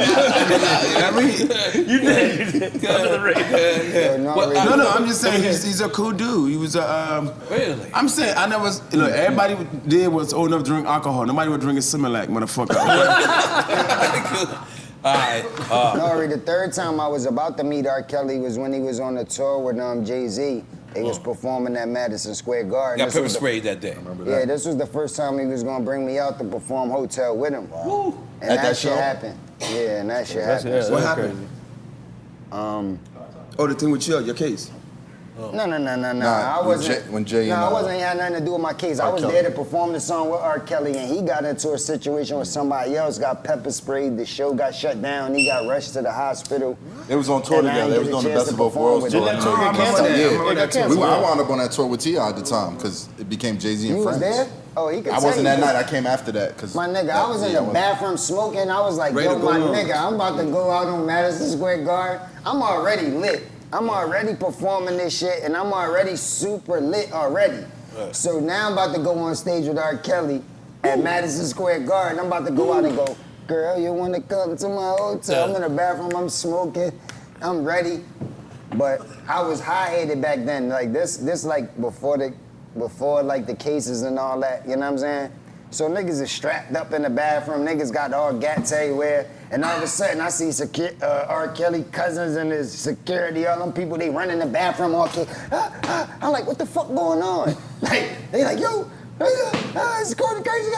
They screaming all crazy, so we take some guns and we give them some guns, like, R. Kelly? yeah, nigga, I need to get on the stage and perform this shit. I don't know what they going through. The nigga screaming, he ain't saying what he going through. He just like, niggas is trying to. So we get them niggas some guns and tell them niggas go handle business so we could get on the stage. Next thing I know, It's a hell of a part of the Madison Square Garden story. I'm just saying, like, I'm gonna call you the gun nigga from here on. Right? You Running the guns, got an armory at your disposal, bro. I mean, what they want, I feel good if something goes down. We got something. I'm not the bad guy. I'm not putting no hits out. I'm not telling you to go hit this. I'm not No, giving you you a got the gun supplies. We and got saying, it. yo, I got a If I ask problem for with it, you this gonna give nigga, it to go him. hit him. I'm not saying that. It's like I want to perform and do business. I want to do my song. I want to go out there and go, girl, you want to come? That's what I want to do. Y'all come in there screaming and hollering like a nigga dying or something. I got guns on me. I don't know what's going on, so I give y'all some guns. What y'all niggas do? Like, I don't know what the fuck is going on. Now it turned around, it's with Jay-Z. Now I don't want, that's probably why I ain't get as big as I was probably supposed to get in my career because of that. And I know this is the platform, I just want this man to know. I ain't know he had nothing to do with it. If they would have said they was going to do something with Jay-Z, I would have been like, yeah, that's Jay-Z. I ain't giving you no guns. Like, I gotta figure that out. But R. Kelly didn't But use he it. made it seem like it was a regular nigga. So I'm like, yo, my nigga, like, I gotta go on Let's stage. be clear. That was back then. There's no more guns right now. You good now? Yeah, that was Right, that was back then. Let's just be clear. So R. Kelly's asking for a hammer? He said, I believe I need a hammer. Not actually R. Kelly. But the homie that was next to the homie. Yeah, and niggas that I know that is his peoples, they ran in the bathroom chaotic, like, yo, R. Kelly was, oh my goodness, So it's like, you know what I'm saying? So you I envision like, you with a trench coat and boom! They didn't say, yo, like we going through something with Jay-Z and his peoples and they did this and then this is this. I ain't know. I want to go on stage and perform. I'm happy that they on the best of both worlds. I'm thinking they friends. I don't know I don't know. You know what I'm saying? But that was the third time I was supposed to see him. I didn't see him that day though.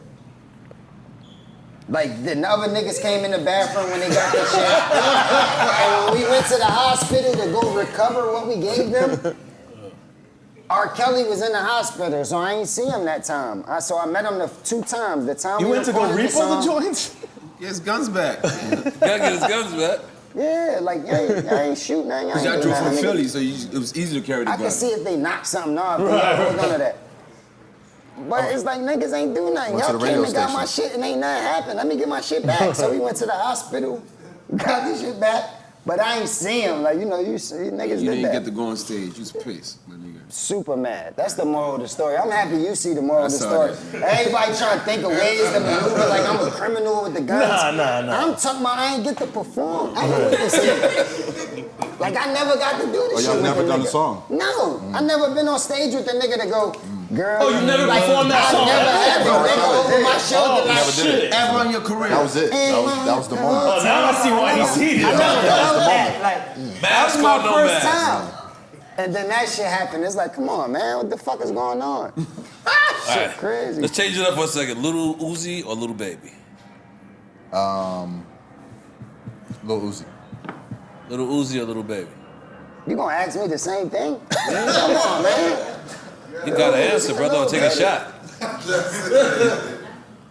Damn, man. You've been like- answering weird lately, so I like your answers, I'm being honest. Nah, no. And you rewinded. And you rewinded. You the first nigga to rewind. Long time was That's awesome to us. This is hands down. I seen when I first came to Atlanta, right? This is when I first moved out there. I was in the mall. I'm looking for some shit. We're I'm gonna let you get away with this last one, but this quick time and slide is one beep beep. Yes, that's it. We come back, Lil Baby. my bad. We'll Nah, come I back. just- We come back to the great met story. Lil I love Baby. it. I met Lil Baby. I shook his hand. He good. I'm from Philly, and I never met Lil Uzi. He never tapped in. So Lil Baby. If you rewind, we're not mad. We're not mad. If you rewind, if you want to think about it, it's okay. Little Uzi, Little baby. Because Uzi's a nigga with the whole village on his forehead, right? Yeah, the village on his My whole phone. village. Blood diamonds in that nigga's head, right? Little baby. The grown nigga that's called little baby, I'm going home. You think it's really 24 million? Anybody Nah. is down it? Come I on. think it's 500 million. 500 million? Oh, goddamn, I love it, because you're going to get a piece of that. But his worth said 9 million. That's what he spent. I don't get a piece of what he spent. Oh, all right. Yeah, be careful right now. Atlanta or Miami? Atlanta. Atlanta or Miami?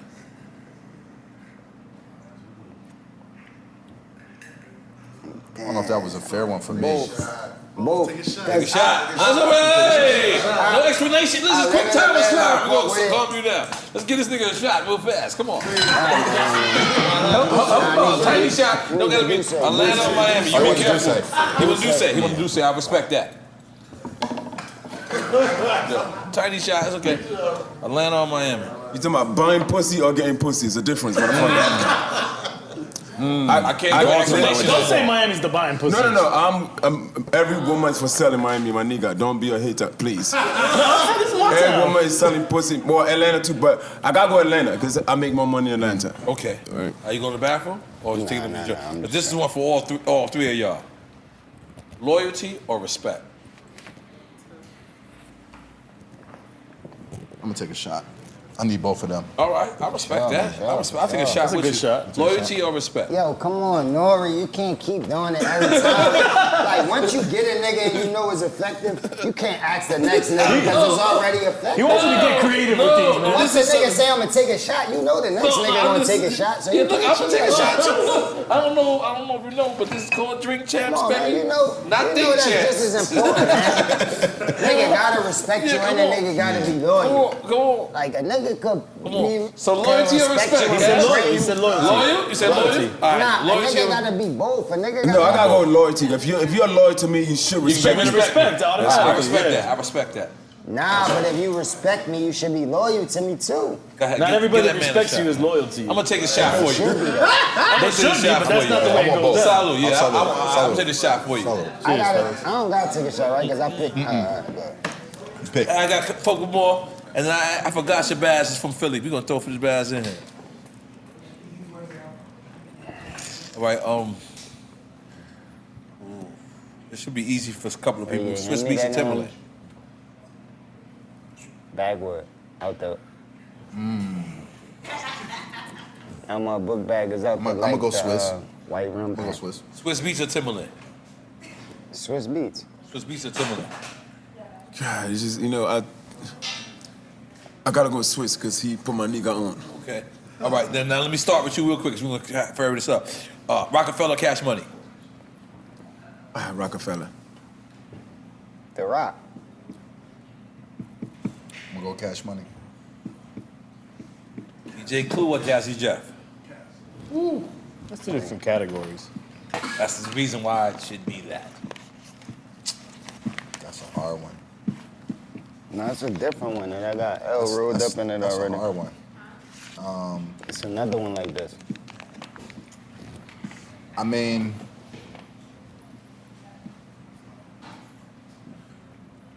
nah, cause see, you was trying to set me up with the Philly shit. Give me a Wait, shot. I didn't even know. I forgot the question. DJ Yeah. Clue, Jazzy Jeff? Yeah. You want me to answer it?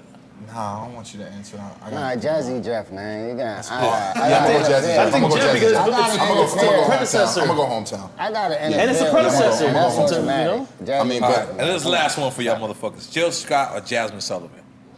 Jill Scott. Jill Scott. Jill Scott, of course.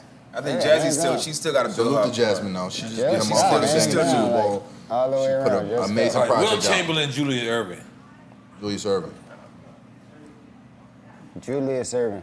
Dr. J, my nigga. Yeah, for sure. All right, we're gonna take a quick break.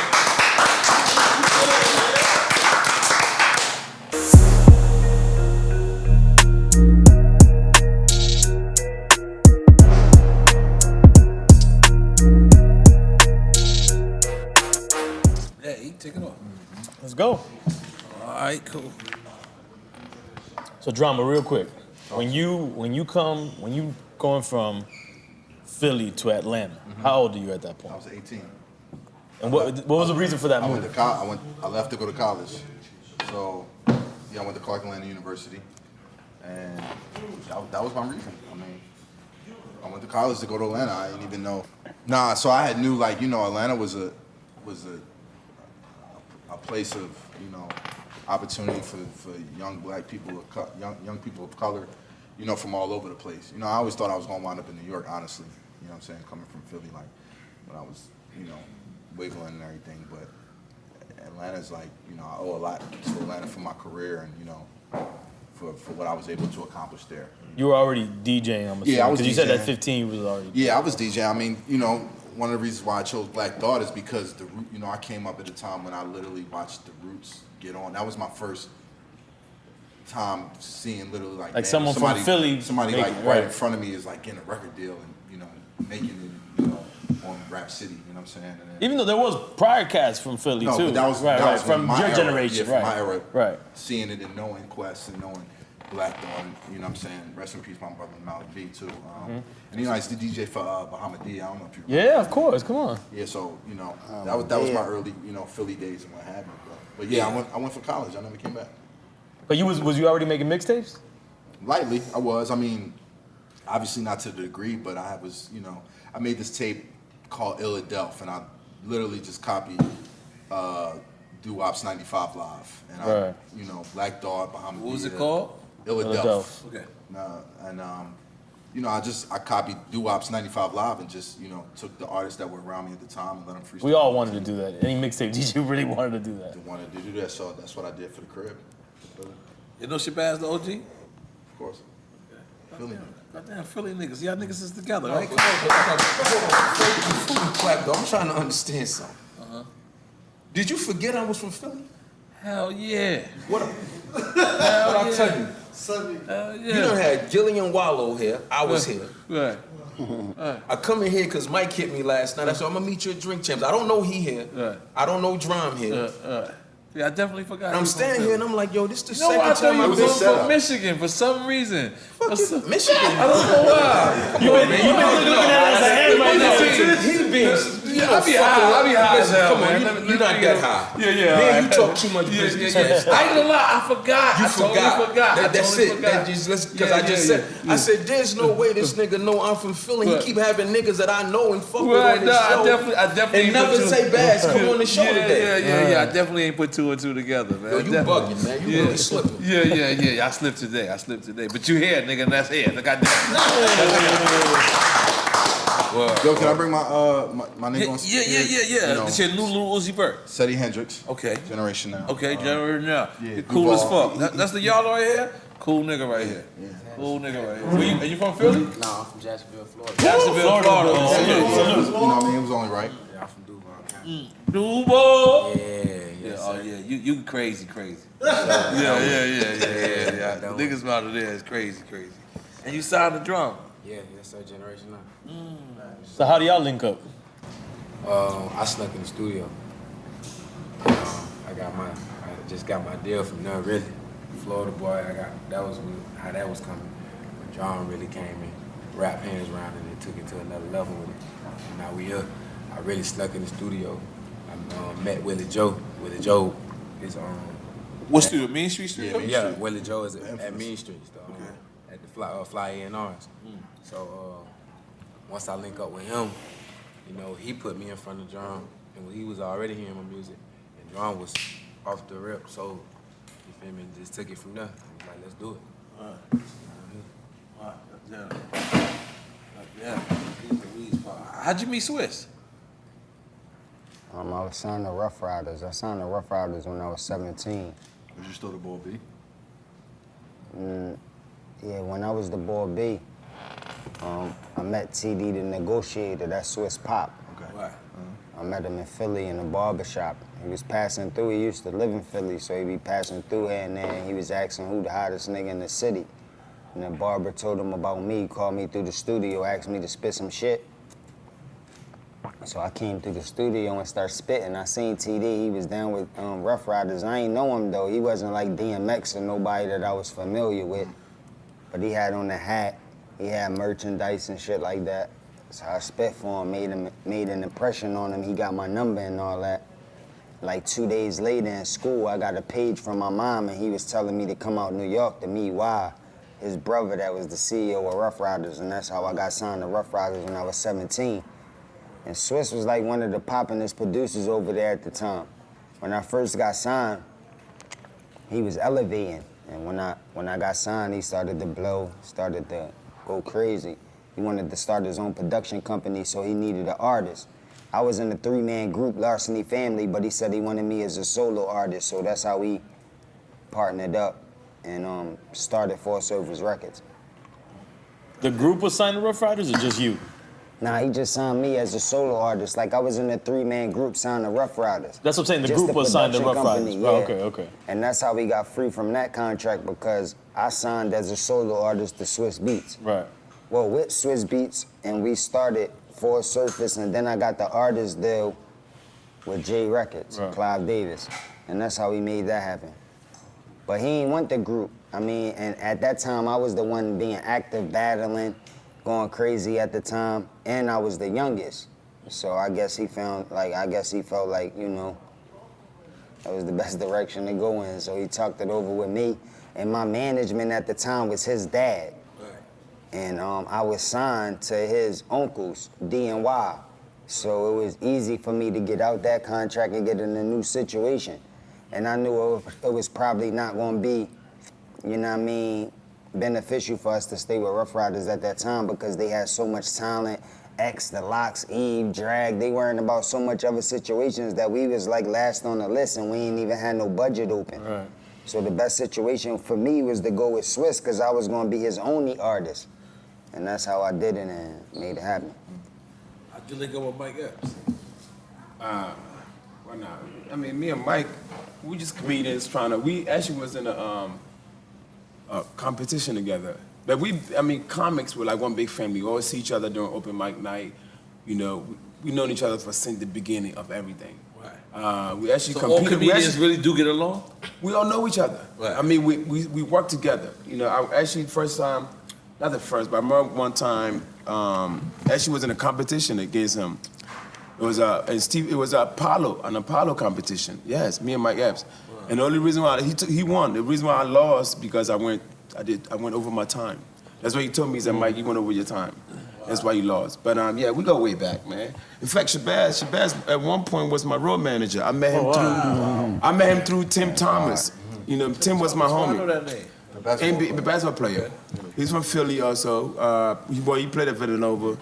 And he signed like $80 million. He was one of the first $80 million. $65 million with Milwaukee Bucks. $65 million NBA contract, $30 million shoe deal. Real, yeah. Wow. And then he's working with him. That's how I met him. I met him through Tim. Tim was my homie. That's how I met you, right? Through Tim. Yeah. Through Tim. And then he went to road with me for a few times, being road manager. He was just fucking the bitches, that's all. Oh, we don't know about Shabazz the OG. Blow Shabazz the OG up. Yeah, we need that Michael Blackson.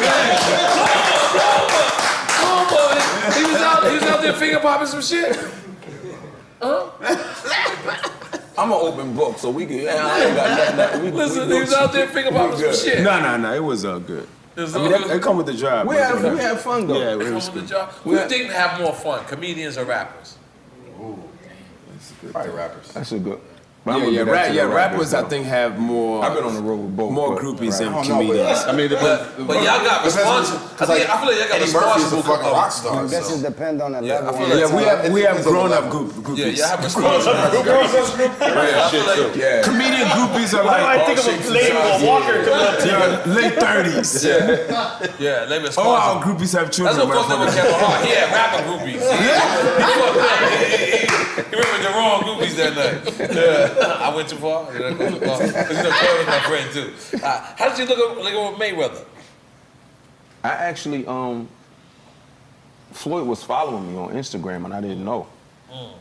I didn't know. I was on my, actually, I got a text from Kichi, his assistant. Kichi and I have been friends since I've been in Miami. And she texted me one day, this was in February 2017. And she texted me and said that Floyd wanted to invite me and my man, rest in peace, Prime, to Floyd's 40th birthday. And she said that Floyd had been watching my Instagram. And one day I put up a post that really resonated with him personally. It was about why do some dudes get mad if a chick just don't want to fuck with them and want to fuck with another dude, and he always looking for an explanation. And I'm like, nigga, you just ain't got it. You ain't got that, you know what I mean? You ain't got that je ne sais quoi. So roll me up some crypt paper. He really, that post did it for him. So he told Kichi, like, yo, I like that nigga, I want to meet him. Right. And he didn't know she knew me. Right. And when he showed her the post, she was like, that's Shabazz. He was like, you know him? She said, yeah. He said, you know him? She said, yeah, I know him. She reached out to me. I flew myself to LA for his party, put myself in a hotel and all that. I met him that night. The rest is history. Nah, that's how Floyd is though. Like, he'll watch you. If he fuck with you, he'll watch you for a few times. He pay attention. That's how he to became everything. my fan.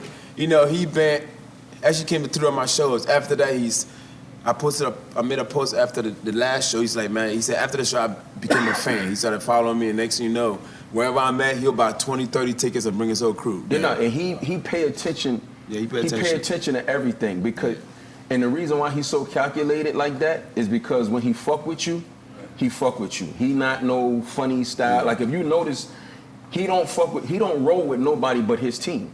Right. Like he cool with rappers and act like he cool with people, but when he decide I want to fuck with this person and he bring you in, is that for life. Like only you can fuck that up with him. I thought that's how he treated the show when he came on the show. Like no, but that's how he is. Completely like I was with like, him when he came. I'm with this situation, bro. No, he wouldn't have came if he didn't fuck with it. And trust me, he probably done watched 100 episodes of this shit before he decided to do it. I seen him the other day at his party, and he said that man, I gave you my best interview. I was like, yes, you did. No, he real talk. I was there. Like I was at that interview. It was over by Chef House of Mac. When he want to fuck with somebody, like he don't just dive in because people, humans disappoint humans. Right. You know what I'm saying? So when he try to be real meticulous about who he decide to hand pick and fuck with, and like he fucked me up. Like I ain't gonna hold you. Like I'm not gonna get into all the stories, but like he called me one day in April. I met him in February. No, I'll tell this story. I met him in February. I went to LA. I came back from LA that Monday. That Tuesday, Kichi called me. She said, I told you, when Floyd likes somebody, he likes them. She said, now I don't want to make you nervous. She said, but he told me to ask you for your bank account information. I'm like, shit, he can have it. I know he's not going to. bank account information. He's not going to stick it. Only go from here. Floyd, my cash app is money sign Troy did when I saw that. He's not getting ready to steal nothing. So I'm like, this could only be going one direction. So it was a Tuesday. That's crazy. Wednesday came, and I don't know what to expect. I don't have no expectations. I'm just like, I don't know where this is going. I just met the man 4 days ago. And that Thursday, he called me. He texted me. And he said, check your account in 10 minutes. And it was $10,000 in my account. That was February. My birthday was in April. He came to Miami. He FaceTimed me. And he said, yo, where you at? I said, I'm in the house. He said, send me your location. So he said, and I texted him where I live. He said, I'll be there in 10 minutes. And I go downstairs, so I'm looking for the Money Team trucks. I'm looking for a Bugatti. I'm looking for some shit, but I don't see no cars. So I see a SUV flashing their lights at me, and it's him. He drove, just him, his man Al, and a lady friend. He drove to my crib, told me happy birthday, gave me another $10,000. Right? Oh no, you'll never see him. He gave me another $10,000, but when he gave me that $10,000, he said, listen, he said, what you doing on social media is needed. He said, I know you're a man. He said, I know you don't ask me for nothing. He said, and I know what your background is. He said, but I don't want you to risk your freedom for money.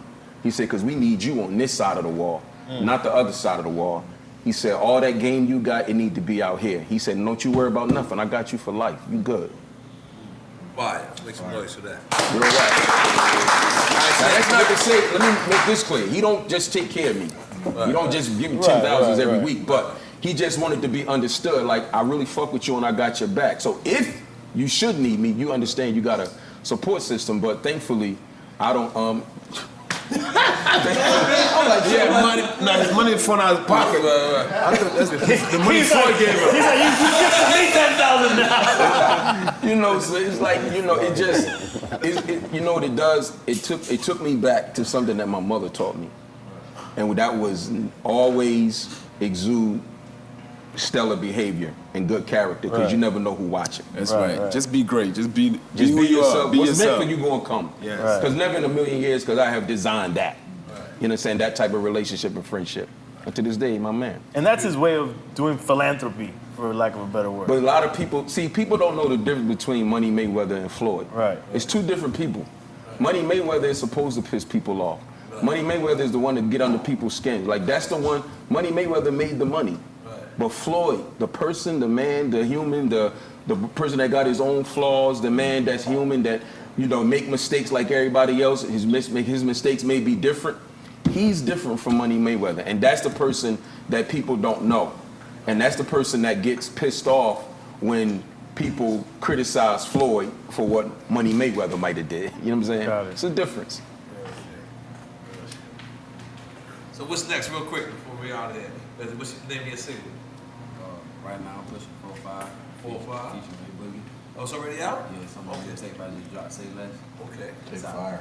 It's out right now on all streaming platforms. You can I'm not just saying that neither. Like, Right. Nah, I know you know how to pick them, man. Shit's crazy. You know how to pick them. Nah, for sure. And your energy good when I pulled up. And he's from Florida. Yeah, that's good. Everything.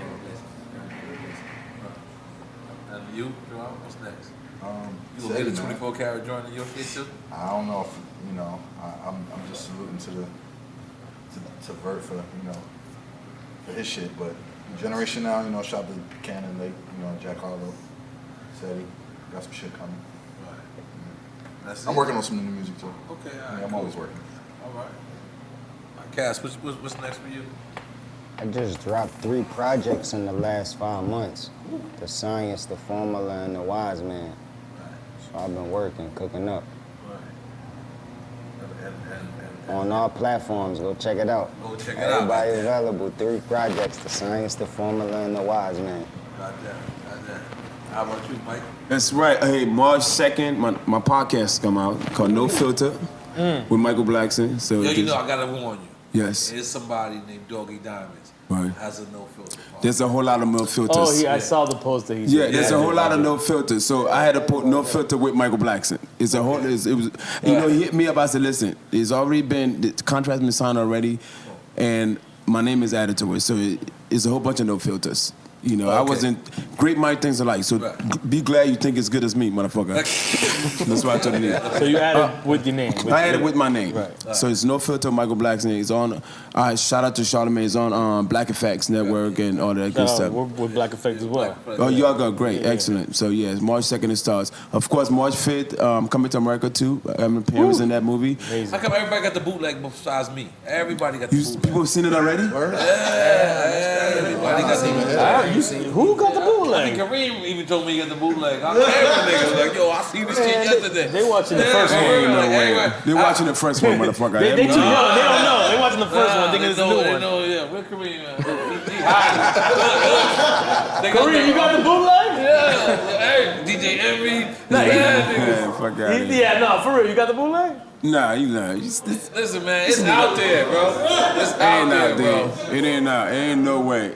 It's out there, man.